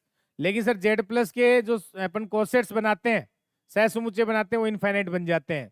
मैंने कहा था Z plus 1/2, Z plus 1/3, Z plus 1/5, Z plus 1/7, ऐसे करोगे तो सारे डिस्टिंक्ट बनते हैं। तो ग्रुप इनफाइनाइट ऑर्डर का है, सब ग्रुप इनफाइनाइट ऑर्डर का है, लेकिन इसके इंडेक्स या नंबर ऑफ डिस्टिंक्ट कोसेट्स जो है वो कितने हो रहे हैं बेटा? इनफाइनाइट ही हो रहे हैं। लेकिन अगर ग्रुप इनफाइनाइट ऑर्डर का है, सब ग्रुप फाइनाइट ऑर्डर का है, तो सर इसकी इंडेक्स हमेशा इनफाइनाइट होगी। क्यों? क्योंकि सर आप उसके अगर मान लो जो सह समुच्चय बनाओगे तो उन सब का आपको क्या लेना होगा? यूनियन करने वापस जी आना चाहिए। अब आपने कहा साहब एच जो भी कोसेट है वो फाइनाइट ऑर्डर के हैं और फाइनाइट ही हैं, तो सर फाइनाइट ही है तो उनका यूनियन करोगे तो पूरा जी कैसे आएगा फिर? इसलिए ग्रुप इनफाइनाइट ऑर्डर का है, सब ग्रुप फाइनाइट ऑर्डर का है, तो उसकी इंडेक्स हमेशा इनफाइनाइट होती है। यानी उसके नंबर ऑफ सह समुच्चय जो बनेंगे ना वो हमेशा इनफाइनाइट बनते हैं। बताओ नहीं पढ़ा गया अपन ने? और फिर इसी में इंडेक्स भी आ गया, अपन ने पढ़ ही लिया। हाँ या ना? फिर इसमें सर एक आगे डेफिनेशन आती है, सेंटर क्या होता है। तो सेंटर में कोई जैसे कोई भी ग्रुप है उसका सेंटर निकालना है, तो सेंटर में कोई एलिमेंट कब आते हैं? जब जी के हर एलिमेंट के साथ कम्यूट कर रहा है वो एलिमेंट सेंटर में आता है। मान लो मुझे कोई एलिमेंट जी का लिया मैंने और मैं चाहता हूं ये सेंटर में आए, तो कब आएगा? जब जी के हर एलिमेंट के साथ कम्यूट करेगा तब सेंटर में आएगा। और जो सेंटर होता है वो जी का हमेशा सब ग्रुप होता है। और अगर जी फाइनाइट ऑर्डर का ग्रुप है तो सर सेंटर का ऑर्डर हमेशा ग्रुप के ऑर्डर को डिवाइड करेगा। फिर सर इसमें किसी अवयव का और जो कोसेट है सॉरी किसी अवयव का प्रसामान्यिक निकालना है, नॉर्मलाइजर। तो नॉर्मलाइजर ऑफ ए क्या होता है? सर ए के साथ जो कम्यूट करेंगे वो एलिमेंट आ जाएंगे इसमें। तो यानी जी के वो एलिमेंट जो ए के साथ कम्यूट करते हैं वो सर एन ऑफ ए में आएंगे, उसके नॉर्मलाइजर में आएंगे। और जो नॉर्मलाइजर होता है वो भी हमेशा जी का क्या बनता है? सब ग्रुप बनता है। तो अगर जी फाइनाइट ऑर्डर का ग्रुप है तो नॉर्मलाइजर का ऑर्डर हमेशा ग्रुप के ऑर्डर को डिवाइड करेगा, नॉर्मलाइजर का ऑर्डर हमेशा ग्रुप के ऑर्डर को डिवाइड करेगा। और सर जो सेंटर होता है वो नॉर्मलाइजर का सब ग्रुप होता है और नॉर्मलाइजर है वो जी का सब ग्रुप होता है। तो सेंटर का ऑर्डर नॉर्मलाइजर के ऑर्डर को भी डिवाइड करेगा फाइनाइट ऑर्डर के केस में। हाँ या ना? और सर अगर आबेलियन ग्रुप है तो उसका सेंटर क्या हो जाएगा? पूरा ग्रुप हो जाएगा। अगर साइक्लिक ग्रुप है तो उसका सेंटर कौन हो जाएगा? पूरा ग्रुप हो जाएगा। लेकिन सर अगर पी क्यूब ऑर्डर का अगर कोई नॉन आबेलियन ग्रुप है तो उसके सेंटर का ऑर्डर कितना होता है? पी होता है। कितना होता है? पी होता है। पी क्यूब ऑर्डर का नॉन आबेलियन ग्रुप है तो उसके सेंटर का ऑर्डर कितना होता है? पी होता है। समझ में आ रही कि नहीं आ रही बात? और अगर मान लो कोई भी एलिमेंट है उसका नॉर्मलाइजर है वो जी के बराबर है तो सर वो एलिमेंट सेंटर में चला जाएगा। और अगर कोई एलिमेंट सेंटर का है तो उसका नॉर्मलाइजर पूरा ग्रुप हो जाएगा। अगर ग्रुप आबेलियन है तो उसके किसी एलिमेंट का नॉर्मलाइजर निकालो पूरा ग्रुप आ जाएगा। हाँ या ना? ऐसे देख सकते हो। समझ आया कि नहीं आया? तो ऐसे बातें बोल सकते हो सारी की सारी। और फिर सर अपन इसी में आगे चलें तो सब ग्रुप का नॉर्मलाइजर, तो सब ग्रुप का नॉर्मलाइजर क्या होता है? N of H. और ये जो सब ग्रुप का नॉर्मलाइजर होता है एन ऑफ एच, ये भी जी का सब ग्रुप होता है। और ये कैसे डिफाइन होता है? x belongs to G, H X बराबर एक्स एच। यानी इसमें वो एलिमेंट आएंगे जी के जिनका एच का लेफ्ट और राइट कोसेट बराबर आओ।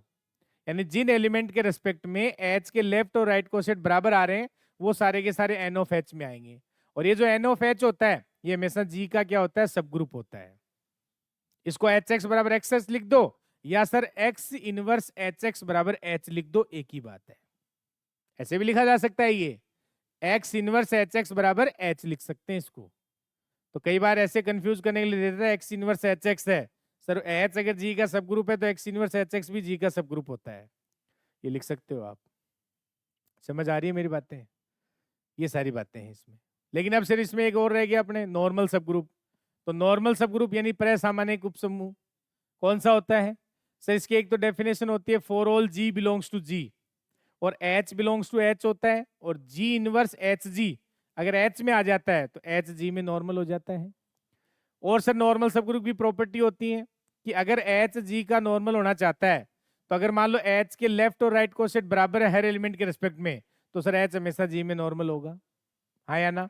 और सर एन ऑफ एच है, एन ऑफ एच अगर वो जी के बराबर हो गया, तो एन ऑफ एच है वो जी के बराबर हो गया, तो एन ऑफ एच जी के बराबर होने का मतलब क्या है? यानी हर एलिमेंट के रिस्पेक्ट में क्या आया, लेफ्ट और राइट कोसेट बराबर आ गया, तो सर इसका मतलब वो क्या होगा, उसका नॉर्मल सब ग्रुप बन जाएगा, हाँ या ना? ऐसे बोल सकते। तो नॉर्मल सब बताई कि नहीं बताई मैंने प्रॉपर्टी? तो ये प्रॉपर्टियां एग्जाम में पूछी जाती है बेटा। जिस मतलब हर एलिमेंट के रेस्पेक्ट में एच एक्स बराबर एक्स एच है तो एच जी में नॉर्मल हो जाएगा। तो नॉर्मल की ये प्रॉपर्टी है जो आपसे पूछ रहा है वो एग्जाम के अंदर, हाँ या ना? अगर ग्रुप आबेलियन है तो उसका हर सब ग्रुप नॉर्मल होता है, अगर ग्रुप साइक्लिक है तो उसका हर सब ग्रुप नॉर्मल होता है। लेकिन क्यूएट ग्रुप ऐसा है जिसका हर सब ग्रुप नॉर्मल, हर सब ग्रुप जो है वो नॉर्मल है लेकिन ग्रुप आबेलियन है। ग्रुप क्या है? नॉन आबेलियन है, सॉरी। हर सब ग्रुप जो है, हर सब ग्रुप है वो नॉर्मल है लेकिन ग्रुप नॉन आबेलियन है सर। ऐसा एग्जांपल क्यूएट है अपने पास। मेरी बात समझ में आ रही है? फिर सर इसी में प्रॉपर्टी पूछी जाती है, एच और के हैं, अगर वो जी में नॉर्मल है तो एच इंटरसेक्शन के जी में नॉर्मल होगा, और एच इंटरसेक्शन के जो है वो एच में भी नॉर्मल होगा, एच इंटरसेक्शन के है वो के में भी नॉर्मल होगा। फिर सर एच और के जी में नॉर्मल है तो एच यूनियन के जी में नॉर्मल होगा, इफ एंड ओनली या तो एच के में जाए या के एच में चला जाए, हाँ या ना?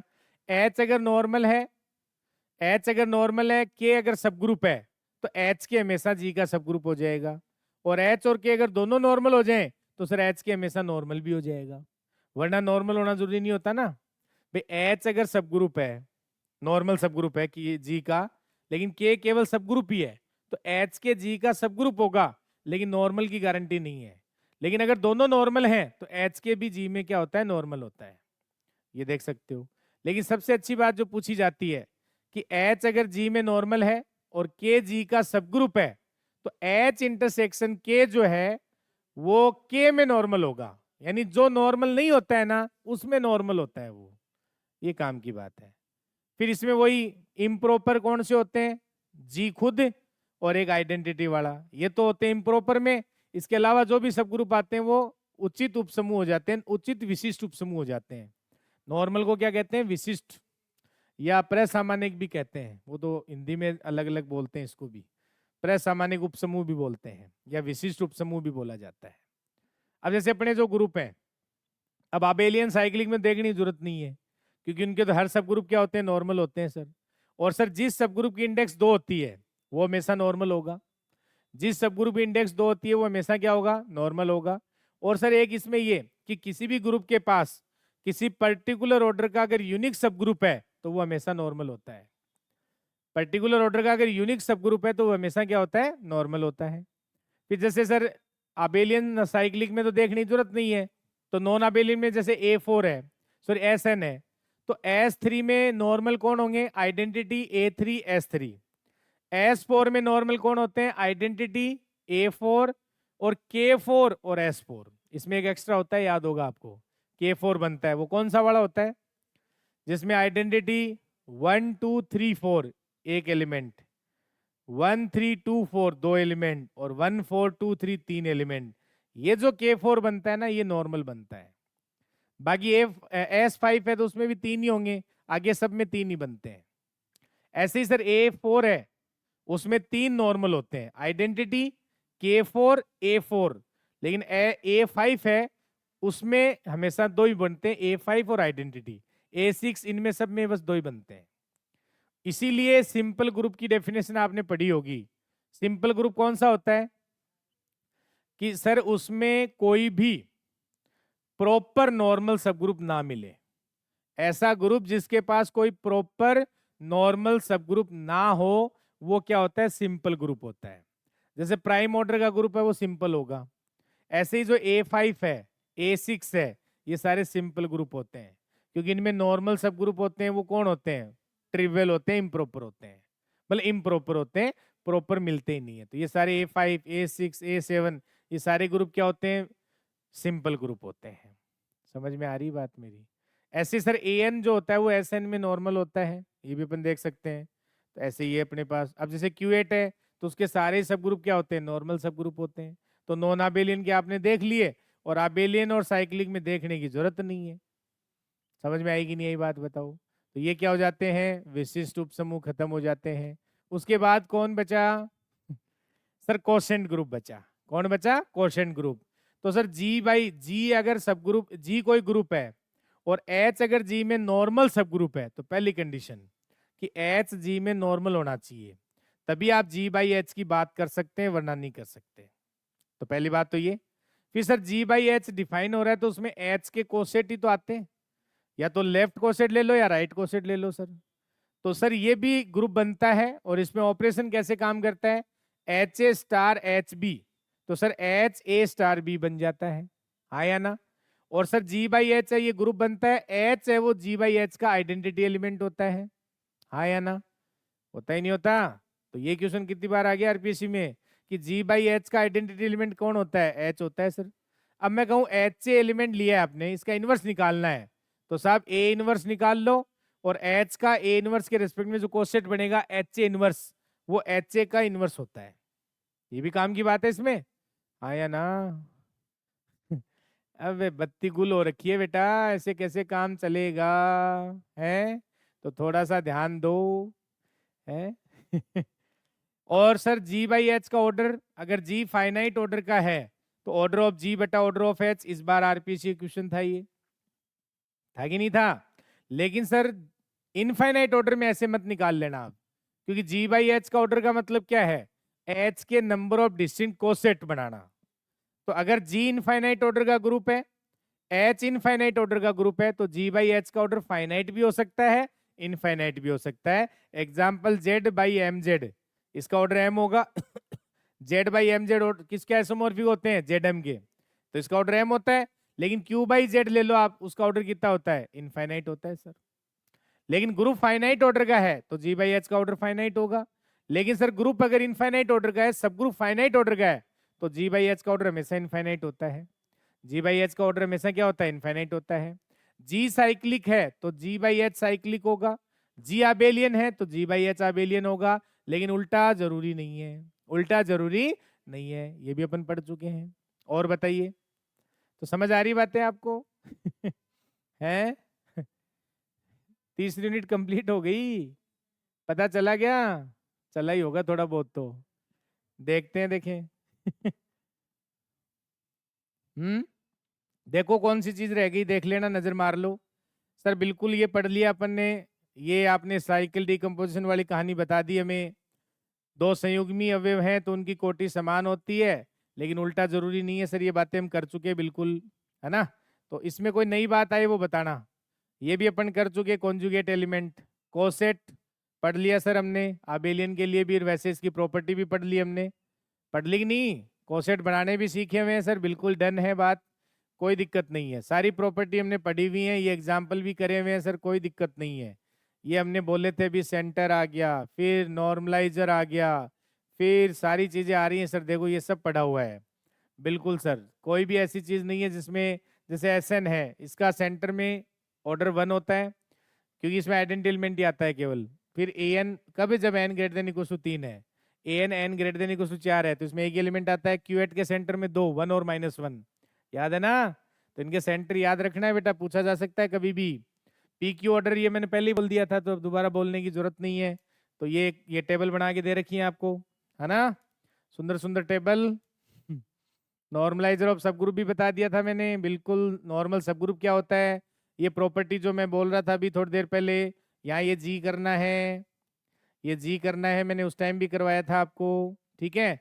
ये नॉर्मल सब ग्रुप के बारे में सर, ये प्रॉपर्टी जो आपने बताई अभी इंडेक्स वाली सारी बातें, मतलब आप देखो इसमें कुछ भी बचा नहीं है, सारी चीजें अपन ने बोल दी जो अपन को याद थी और ये याद होनी भी चाहिए, सारी बातें वही हैं बिल्कुल सर। कुछ नया जो रह गया हो उसको आप देख सकते हैं। नहीं सर कुछ भी नहीं रहा। नॉर्मल सब ग्रुप इनके भी देख लिए अपन ने, प्राइम ऑर्डर का हमेशा सिंपल ग्रुप होता है, ये भी हमने देख लिया। क्वेश्चन ग्रुप अभी देखा ही था, इनवर्स एलिमेंट भी देख लिया था, जी बाई एच का, G cyclic, G by H cyclic, ये सारी बातें। हाँ इसमें एक बात ये और देख लेना, जैसे जी साइक्लिक होता है तो जी बाई एच साइक्लिक होता है। अब आपसे कोई पूछे जी बाई एच के जनरेटर, तो अगर ए जी का जनरेटर है तो एच ए जो होगा वो जी बाई एच का जनरेटर होगा, ये काम की बात है। मान लो आपको जी बाई एच आपने कह दिया साइक्लिक तो हो गया, अब आपसे पूछ ले जी बाई एच के जनरेटर कितने होंगे, तो अब मैं क्या कह रहा हूं, अगर ए जी का जनरेटर है तो इस जो जो जनरेटर है उनके रिस्पेक्ट में जो जो कोसेट बनाओगे आप एच के, वो सारे जी बाई एच के क्या होते हैं, जनरेटर होते हैं। तो ये खासियत है, अच्छी बात है, ये मतलब अच्छी बात है, पूछी जा सकती है। ये फाइनाइट ऑर्डर के केस में काम करता है, मैंने बताया था आपको। ये सारी बातें हैं बिल्कुल, अपन ने सारी लाइन टू लाइन बात। एक बात ये रह गई थी कि सर जो आपने क्यू बाई जेड बनाया था ना, Z plus P by Q type का, तो इसमें कई बार पूछ लेता है कि इस एलिमेंट का ऑर्डर बताओ। तो अगर पी और क्यू प्राइम नहीं है, ये इंटीजर है, मतलब P by Q rational number है ये, तो सर यहाँ पी और क्यू का अगर जीसीडी 1 है तो Z plus P by Q का ऑर्डर कितना होता है, क्यू होता है। पता है नहीं है, Z plus P by Q का ऑर्डर कितना होता है, क्यू होता है। तो ये ध्यान रख लेना, कई बार किसी एलिमेंट का ऑर्डर पूछ लेता है बेटा इसमें, जैसे ये मैंने बता भी रखा, आपको लिख लेना ना। ये सारी बातें हैं बिल्कुल अपन कर सकते हैं। बोलो कुछ भी रहा क्या इसमें, नहीं सर।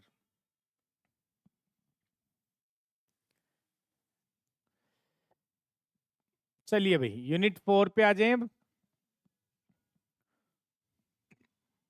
तो यूनिट 4 में देखो अपन ने बात तो कर ली क्या क्या पढ़ना है, तो इसमें देखते हैं क्या क्या पढ़ा। सबसे पहले तो सर होमोमॉर्फिज्म और ग्रुप होमोमॉर्फिज्म कहते हैं जिसे, तो कहते किसे हैं, तो जी ग्रुप है, एक जी डेस ग्रुप है। तो जी से जी डेस में अगर कोई फंक्शन है और वो अगर F of A star B, F of A into F of B, इस प्रॉपर्टी को अगर सेटिस्फाई कर देता है तो सर मेरा ग्रुप क्या वो जो एफ है, वो जो फलन है वो क्या बन जाता है, होमोमॉर्फिज्म बन जाता है, ये कहते हो। अब सर यहाँ जो ए और बी ले रहे हो ना आप, वो जी से लेते हो, तो इनमें जो ऑपरेशन लगेगा वो जी पे जो ऑपरेशन है वो अप्लाई करना है। फिर एफ पे और एफ बी कहाँ चले जाते हैं, जी डैश में, तो इनके बीच में ऑपरेशन जो लगाना है वो जो जी डैश पे ऑपरेशन है वो लगाना है। एक तो ये बात ध्यान रखा करो, कई बच्चे तो इसमें कंफ्यूज हो जाते हैं। तो सर ये जो प्रॉपर्टी सेटिस्फाई करेगा फंक्शन, वो क्या हो जाएगा, जी से जी डैश में समाकारिता यानी होमोमॉर्फिज्म बन जाएगा, पहली बात। अब सर इसमें आते हैं कि इसकी प्रॉपर्टी क्या क्या है। तो प्रॉपर्टी से पहले अपन ये चेक कर लेते हैं कि भाई इसको एक एक की समाकारिता कब कहेंगे, यानी वन वन होमोमॉर्फिज्म। तो होमोमॉर्फिज्म और साथ में वन वन फंक्शन हो जाए। अब सर वन वन फंक्शन होने के जो डेफिनेशन हमने पढ़ी हुई है, एफ एक्स बराबर एफ वाई लेके चलते हैं और एक्स बराबर वाई दिखा देते हैं। फिर सर आच्छादक समाकारिता, जिसमें ऑन टू हो जाए और सर साथ में होमोमॉर्फिज्म हो जाए। तो ऑन टू देखने का तरीका, सर एक तरीका तो है कि जी डैश के हर एलिमेंट का प्री इमेज जो है वो हमारा जी में मिल जाए, या सर हम कहें इसका जो परिसर है वो सह प्रांत यानी जी डैश के बराबर आ जाए, तो हमारा जो है वो क्या बन जाएगा, फंक्शन ऑन टू, तो वो बन जाएगी आच्छादक समाकारिता। फिर वन वन भी हो जाए, होमोमॉर्फिज्म भी हो जाए, ऑन टू भी हो जाए जी से जी डैश में, उसे बोलते हैं तुल्यकारिता यानी आइसोमॉर्फिज्म बोलते हैं। क्या बोलते हैं, आइसोमॉर्फिज्म। अगर जी से जी में आइसोमॉर्फिज्म हो जाता है, इसी को ऑटोमॉर्फिज्म कहते हैं। जी से जी में आइसोमॉर्फिज्म बनना ही क्या होता है, ऑटोमॉर्फिज्म होता है। और एक सर हमने इसमें इनर ऑटोमॉर्फिज्म और पढ़ा था। तो जी से जी में एक खास तरीके की ऑटोमॉर्फिज्म याद है क्या, जी से जी में खास तरीके की मैंने एक ऑटोमॉर्फिज्म बताई थी, उसी को इनर ऑटोमॉर्फिज्म कहते हैं। कैसे डिफाइन करते हैं उसको, F A of X, X A X in, याद नहीं है क्या, एफ ए ऑफ एक्स कैसे डिफाइन करते हैं, एक्स ए एक्स इनवर्स, ये ऑटोमॉर्फिज्म होती है जी से जी से जी में, इसी को बोलते हैं इनर ऑटोमॉर्फिज्म। तो इस बार क्वेश्चन आया था आपके, याद है क्या? तो G by Z of G जो होता है ना, G by Z of G, ये आइसोमॉर्फिक होता है inner automorphism of G. G by Z of G, Z of G मतलब सेंटर, तो जी बटा G by Z of G है वो आइसोमॉर्फिक होता है इनर ऑटोमॉर्फिज्म ऑफ जी के। तो अगर इनर ऑटोमॉर्फिज्म निकालनी है तो साहब ऑर्डर ऑफ जी बटा ऑर्डर ऑफ जेड ऑफ जी, यानी सेंटर की ऑर्डर का भाग दे दो ऑर्डर ऑफ जी के अंदर, वो क्या आ जाती है? इनर ऑटोमॉर्फिज्म आ जाती है। और इससे एक रिजल्ट और भी याद रख लेना कि G by Z of G अगर आबेलियन होता है, या sorry G by Z of G अगर साइक्लिक होता है तो जी आबेलियन होगा। ये प्रॉपर्टी याद रख लेना, पूछी जा सकती है। क्या बोला मैंने? जी बाई जेड ऑफ जी अगर हमारे पास साइक्लिक होता है तो जी आबेलियन होगा। क्या होगा? जी आबेलियन होगा। ये प्रॉपर्टी पूछी जा सकती है। और इनर ऑटोमॉर्फिज्म पढ़ाई थी मैंने बेटा, ध्यान रखो आप। अब देखो सिलेबस में तो नहीं है लेकिन इस बार क्वेश्चन आया था तो इसलिए ध्यान रखना पड़ेगा अपन को। और क्वेश्चन यही तो आया था कि इनर ऑटोमॉर्फिज्म और जी बाई जेड ऑफ जी है, इनके बीच में जो मैपिंग है वो क्या होती है, यही तो पूछा था। तो आइसोमॉर्फिज्म होती है वो, पूछा था ना क्वेश्चन, देखो जाके शीट में मैंने कराया भी था। डन है बात है? तो ये तो इसका थ्योरेटिकल पोर्शन था। अब सर इसमें आते हैं कि जो होमोमॉर्फिज्म है इसकी प्रॉपर्टीज क्या क्या हैं। तो सर ये आइडेंटिटी एलिमेंट को आइडेंटिटी पे मैप करता है, यानी अगर एफ जी से जी डैश में होमोमॉर्फिज्म है तो जी के तत्समक अवयव को जी डैश के तत्समक अवयव पे मैप करता है। और सर ए अगर एक्स पे मैप होता है तो ए इनवर्स एक्स इनवर्स पे मैप होगा। अगर सर ए एक्स पे मैप होता है तो ए की पावर एन एक्स की पावर एन पे मैप होगा। हाँ या ना?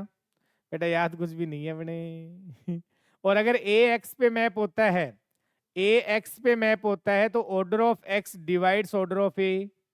इमेज का ऑर्डर हमेशा प्री इमेज के ऑर्डर को डिवाइड करता है। याद है कुछ?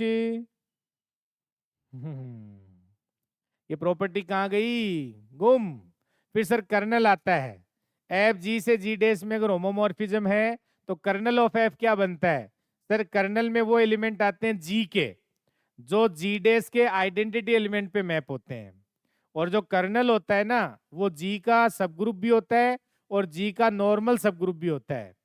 और जो रेन सेट आता है, रेन सेट आता है वो F of X belongs to G dash, X belongs to G. ये सर जी डैश का सब ग्रुप होता है लेकिन नॉर्मल सब ग्रुप होना जरूरी नहीं होता।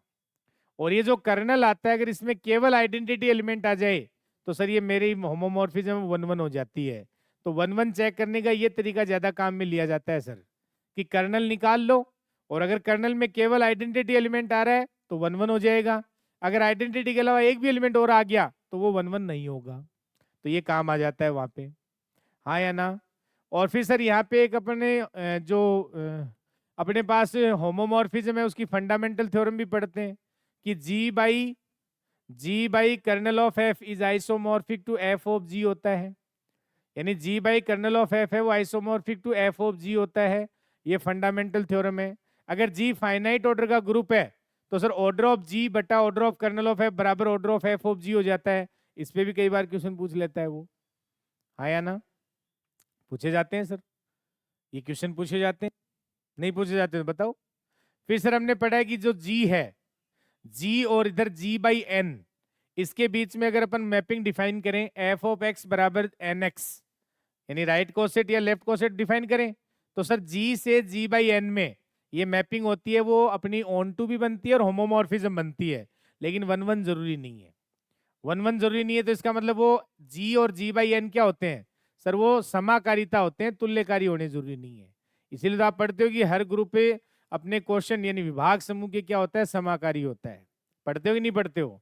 तो वहां सर वो जो अपने पास इसका कर्नल आता है ना एन एक्स, जो डिफाइन कर रहे हो एफ ऑफ एक्स बराबर एन एक्स है, इसका कर्नल जो है वो एन आता है। अब कर्नल में वो केवल एन आता है तो एन तो जी का क्या होता है? नॉर्मल सब ग्रुप होता है। तो जरूरी थोड़ी उसमें केवल आइडेंटिटी एलिमेंट ही आए, इसलिए सर वो 1-1 की गारंटी नहीं मिलती यहाँ से। अब ये क्वेश्चन कई बार एग्जाम में देखने को मिला है, बताओ हाँ या ना? और सर फिर वही दो अपने आइसोमॉर्फिज्म की प्रॉपर्टी होती है। फिर सर यहाँ से काउंटिंग पूछ लेता है कई बार, क्या कि जेड प्लस से जेड प्लस पे होमोमॉर्फिज्म। तो मैंने बताया था जेड प्लस से जेड प्लस पे जो होमोमॉर्फिज्म होती है वो एफ ऑफ एक्स बराबर ए एक्स टाइप की होती है, जहाँ ए इंटीजर होता है तो इनफाइनाइट बनती है सर। और जब ए नॉन जीरो लेते हैं ए नॉन जीरो लेते हैं तो ये नॉन ट्रिवियल हो जाती हैं, और ये सारी की सारी वन वन भी बन जाती हैं नॉन ट्रिवियल। ए अगर नॉन जीरो लेते हैं तो ये सारी की सारी वन वन बन जाती हैं। लेकिन सर इनमें से ऑन टू दो ही बनती हैं, कौन कौन सी? एफ एक्स बराबर एक्स और एफ एक्स बराबर माइनस एक्स। तो अब जो होमोमॉर्फिज्म और वन वन और ऑन टू वही आइसोमॉर्फिज्म होती हैं, तो इसमें दो ही बनती हैं सर। कौन सी? एफ एक्स बराबर एक्स, एफ एक्स बराबर माइनस एक्स। और जेड से जेड में बात कर रहे हो सर, जो आइसोमॉर्फिज्म दो बनेंगी वो सर ऑटोमॉर्फिज्म भी बन जाएंगी इसमें। तो जेड प्लस से जेड प्लस में ऑटोमॉर्फिज्म कितनी होती है? दो। आइसोमॉर्फिज्म कितनी होती है? दो होती है सर। लेकिन सर क्यू प्लस से क्यू प्लस में आप आ जाओ, तो क्यू प्लस से क्यू प्लस में सर एफ ऑफ एक्स बराबर एक्स टाइप की होमोमॉर्फिज्म बनती है। लेकिन इसमें सर ए अगर नॉन जीरो ले लें तो वो नॉन ट्रिवियल होंगी, ये सारी वन वन भी होती है और ऑन टू भी होती है। तो इसका मतलब सारी की सारी क्या बनती है? आइसोमॉर्फिज्म। और सारी की सारी क्या बनती है? ऑटोमॉर्फिज्म बनती है। फिर सर इसमें आ जाता है जेडएम से जेडएन में होमोमॉर्फिज्म कितनी बनेगी? तो सर जीसीडी ऑफ एमएन के बराबर बनेगी। कितनी बनेगी? जीसीडी ऑफ एमएन के बराबर बनेगी। फिर जेडएम से जेडएन में वन वन कितनी बनेगी? तो सर वन वन बनने के लिए क्या होना चाहिए? जेडएम से जेडएन, तो एम छोटा होना चाहिए एन से, तो M less than equal to N होना चाहिए। ये मैं लिख के बता देता हूं। यानी यहां से अपन कह रहे हैं कि जेडएम से जेडएन में बात कर रहे हैं सर, तो पहली बात तो एम है वो छोटा होना चाहिए एन से, और साथ में सर ये एम जो है वो एन को डिवाइड भी करना चाहिए। तो सर कितनी बनती है? 5m बनती है, बताया था मैंने। और सर ऑन टू के लिए भैया एम जो है वो बड़ा होना चाहिए एन से, और साथ में सर ये जो एन है वो एम को डिवाइड भी करना चाहिए। तो कितनी बनती है सर? 5n बनती है। ये मैंने बताया था आपको, याद करो। और सर इसमें आइसोमॉर्फिज्म कितनी बनती है? तो सर आइसोमॉर्फिज्म जब मिलती है जब एम बराबर क्या हो जाए? एन हो जाए। और जब एम बराबर एन हो जाएगा तो सर चाहे 5m ले लो चाहे 5n ले लो, एक ही बात है, ये आइसोमॉर्फिज्म बनती है। तो ये काउंटिंग पूछी जा सकती है आपसे ज्यादा। फिर मैंने कहा था कि भी अगर हमारे पास जी अबेलियन है तो एफ ऑफ जी है वो हमेशा अबेलियन होगा। जी साइक्लिक है तो एफ ऑफ जी साइक्लिक होगा, लेकिन उल्टा होना जरूरी नहीं है, कन्वर्स पार्ट ट्रू होना जरूरी नहीं है। फिर मैंने कहा कि भी अगर जी आबेलियन है, जी आबेलियन है और जी से जी डैश में अपन बात कर रहे हैं, जी से जी डैश में बात कर रहे हैं, अगर जी मेरा नॉन आबेलियन है और जी डैश आबेलियन है, जी नॉन आबेलियन है, जी डैश अगर आबेलियन है, तो जी से जी डैश में आप वन वन होमोमॉर्फिज्म नहीं बना सकते। सही बात है। नॉन आबेलियन ग्रुप से आबेलियन ग्रुप पे आप वन वन होमोमॉर्फिज्म नहीं बना सकते। सही बात है ना? क्योंकि सर अगर आपने जी बाई कर्नल ऑफ एफ किया तो कर्नल ऑफ एफ में तो केवल आइडेंटिटी एलिमेंट आएगा, क्योंकि आपने वन वन बोल दिया। तो इसका मतलब रेंज सेट किसके आइसोमॉर्फिज्म जो है? जी के। और जो रेंज सेट होता है वो जी डेस का क्या होता है? सब ग्रुप होता है। और हमने पढ़ा है सर आबेलियन ग्रुप का हर सब ग्रुप आबेलियन होता है, जबकि आपने जी क्या ले रखा है? नॉन आबेलियन। तो ये रिजल्ट पूछे जाते हैं कि आबेली नॉन आबेलियन ग्रुप से आबेलियन ग्रुप पे कभी भी आप वन वन होमोमॉर्फिज्म नहीं बना सकते। नॉन साइक्लिक ग्रुप से साइक्लिक ग्रुप पे आप कभी भी वन वन होमोमॉर्फिज्म नहीं बना सकते। हाँ या ना? तो ये सारी प्रॉपर्टी है। फिर सर इसी के अंदर अपन और भी प्रॉपर्टी देख सकते हैं। जैसे एक मैंने बताया था आपको, याद करो कि जी फाइनाइट ऑर्डर का अगर आबेलियन ग्रुप है, जी फाइनाइट ऑर्डर का अगर आबेलियन ग्रुप है और ऑर्डर ऑफ जी मान लो अपने पास n है, तो सर एक मैपिंग डिफाइन करते हैं जी से जी में कि 5x बराबर x की पावर m कर दूं, तो ये आइसोमॉर्फिज्म होता है अगर m और n का जीसीडी 1 आ जाए। याद है क्या? m और n का जीसीडी क्या आ जाए? 1। यानी जी फाइनाइट ऑर्डर का आबेलियन ग्रुप है और अगर मैपिंग जी से जी में है और 5x बराबर x की पावर m है, तो सर इन m और n का जीसीडी अगर 1 आता है तो ये क्या बन जाता है? आइसोमॉर्फिज्म बन जाता है। याद करिए इस बात को। कुछ भी याद नहीं है? बैठे हैं सब। तो अब एक बार देख लेते हैं इसमें कि कौन सी बात रह गई है कौन सी नहीं रही है। तो वही देख लेना, प्रॉपर्टी कौन सी रह गई है कौन सी नहीं रही है, चेक कर लेना। ये सारी प्रॉपर्टी अपन ने देख ली, वही वन वन आइसोमॉर्फिज्म सारी बात कर ली अपन ने। होमोमॉर्फिज्म वन वन ऑटोमॉर्फिज्म की बात भी कर चुके अपन, ये भी अपन ने देख लिया था। बिल्कुल सारी बातें देखी हुई हैं। कर्नल क्या होता है, कर्नल का ऑर्डर, सारी ये बात देख ली अपन ने। ये भी अपन ने देख लिया सब कुछ, सारी बातें। कोई बात ऐसी जो रह गई हो? यही था मेरा वो जो आबेलियन से नॉन आबेलियन, नहीं ये तो अपन ने देख ही लिया था। ये बात भी नॉन आबेलियन से आबेलियन में वन वन नहीं मिलता है, मैंने देखा था। ठीक है, तो ये सारी बातें जेड से जेड में, क्यू प्लस से क्यू प्लस में, सारी बातें अपन पढ़ चुके हैं। प्रत्येक ग्रुप अपने विभाग ग्रुप के समाकारी होता है, ये वही तो है, ये मैंने बताया था। ये वन वन होना जरूरी नहीं है, देखा था अपन ने। ठीक है, यही वो इसमें कर्नल वो एन आ जाता है बेटा, मैंने बताया था। हाँ, एक ये चीज देख लेना, एफ जी से जी डैश में एक समाकारिता हो, एन अगर जी में नॉर्मल है तो एफ एन है वो जी एन का क्या हो जाता है, विशिष्ट उपसमूह हो जाता है। तो ये एक बार रीड कर लेना। हाँ, ये मैंने कहा था वो दो कथन अपने रह गए थे, वो ये याद कर लेना कि एच और के जी के दो उपसमूह हैं, और एच अगर जी में नॉर्मल है तो एच के बाई एच जो है वो किसके आइसोमॉर्फिक होगा, के बाई एच इंटरसेक्शन के, और एच के बाई के जो है वो आइसोमॉर्फिक हो जाएगा एच बटा एच इंटरसेक्शन के। लेकिन इसके लिए फिर के नॉर्मल होना चाहिए, के क्या होना चाहिए, नॉर्मल होना चाहिए। तो ये बात अपन को देखनी है। फिर एच और के जी के दो विशिष्ट उपसमूह नॉर्मल सब ग्रुप है, एच के का सबसेट है, तो सर जी बाई के है वो आइसोमॉर्फिक होता है जी बाई एच बटा के बाई एच के। तो ये देख लेना। और ये मैंने कहा था वो जो अपने इनर ऑटोमॉर्फिज्म लेते हैं, इनर ऑटोमॉर्फिज्म ऐसे डिफाइन करते हैं, मैंने बताया था आपको, याद करो आप। फिर ये मैंने जो एग्जांपल दिया 5x बराबर x की पावर 4, और ग्रुप का ऑर्डर 7 दिया उसने, और 7 ऑर्डर का ग्रुप साइक्लिक होता है तो वो अबेलियन भी होता है, और 7 और 4 का जीसीडी क्या होता है, 1 होता है। तो ये अपन डिटेल से तो पढ़ चुके हैं सारी बातें, हाँ या ना। केले परमे का कथन और देख लेना कि प्रत्येक परिमित ग्रुप है वो किसी क्रमचय ग्रुप के क्या होता है, तुल्यकारी होता है। प्रत्येक परिमित ग्रुप जो है वो क्रमचय ग्रुप के क्या होता है, तुल्यकारी होता है। ये देख लेना। तो ये मैंने वो जो रिजल्ट बताए थे, तो ये सारी बातें अपन पढ़ चुके हैं बेटा ना। ग्रुपों के समुच्चय में जो तुल्यकारिता का संबंध है वो एक तुल्यता संबंध होता है, ये देख लेना। और जेड एन आइसोमॉर्फिक होता है एन ऑर्डर का, ये हम देख ही चुके हैं। हाँ, एक ये भी क्वेश्चन आया था, अगर जी से जी डैश में एफ समाकारिता है जिसकी एस टी के है, तो एफ ए बराबर एफ बी होता है if and only A B inverse किस में आ जाए, के में आ जाए। तो ये सेकंड ग्रेड में आया था पिछली बार। अब जो बात की बातें हैं वो हैं G1 और G2 के बारे में, तो इसके बारे में और बता देते हैं थोड़ा सा। अगर G1 और G2 दोनों ग्रुप हैं तो sir G1 cross G2 group होगा हमेशा, और G1 और G2 आबेलियन है तो G1 क्रॉस G2 आबेलियन होगा, और G1 क्रॉस G2 आबेलियन है तो G1 और G2 आबेलियन होंगे। फिर सर हमें मान लो अगर G1 क्रॉस G2 का आइडेंटिटी देखना है तो सर इसका आइडेंटिटी E1 E2 होता है, जहाँ E1 G1 का आइडेंटिटी एलिमेंट होता है और E2 G2 का आइडेंटिटी एलिमेंट होता है। फिर सर इसमें ए बी है उसका इनवर्स देखना है तो सर वो ए इनवर्स और कॉमा बी इनवर्स हो जाता है। यानी ए का इनवर्स कहाँ देखेंगे, जी में, G1 में, और बी का इनवर्स कहाँ देखेंगे, G2 में देख लेंगे, वो रखना है इसमें। फिर सर इसमें सबसे इंपॉर्टेंट बात जो है वो ए बी का ऑर्डर पूछ लेता है, तो ऑर्डर ऑफ ए बी क्या होगा, LCM of order of A comma order of B के बराबर होता है।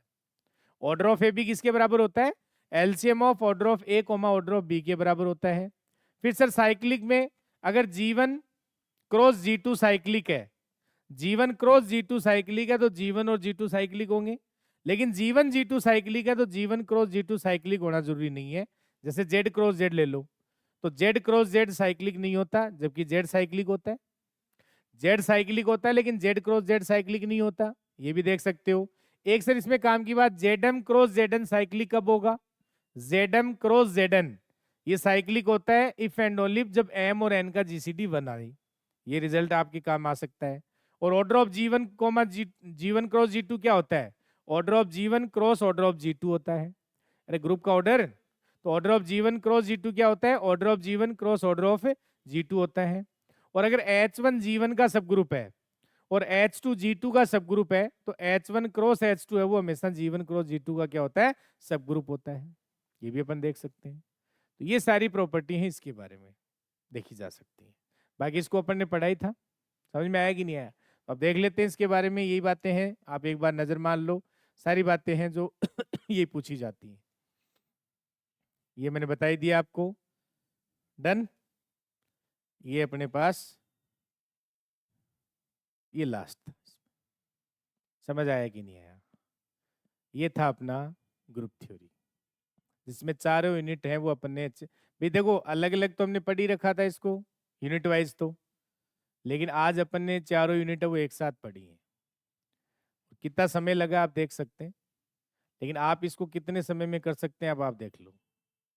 लेकिन ऐसी चीजें याद रहेंगी ना तो उससे क्वेश्चन बहुत जल्दी अटेम्प्ट होते हैं, क्योंकि ये याद होने का मतलब आपके सारे क्वेश्चन याद हो गए।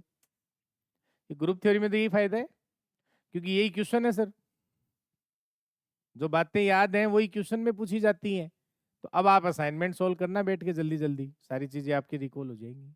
तो आप प्रयास करो खुद भी इसी तरीके से, हर ग्रेजुएशन की बुक को पहले तैयार करो, क्योंकि ग्रेजुएशन को तैयार करने का मतलब है 80 से 82 क्वेश्चन आ रहे हैं, इस बार 82 क्वेश्चन आए थे, पिछले पेपर में 77 क्वेश्चन आ रहे हैं, तो अब आप देखो 80 क्वेश्चन का वेटेज दे रहा है, और फिर उसमें अगर अपन जितना स्कोर खड़ा करके आएंगे उतना अपने लिए फायदा है। भाई तैयार 11th 12th को बराबर करना है, लेकिन इस तरीके से आप तैयार करो, फायदा मिलेगा।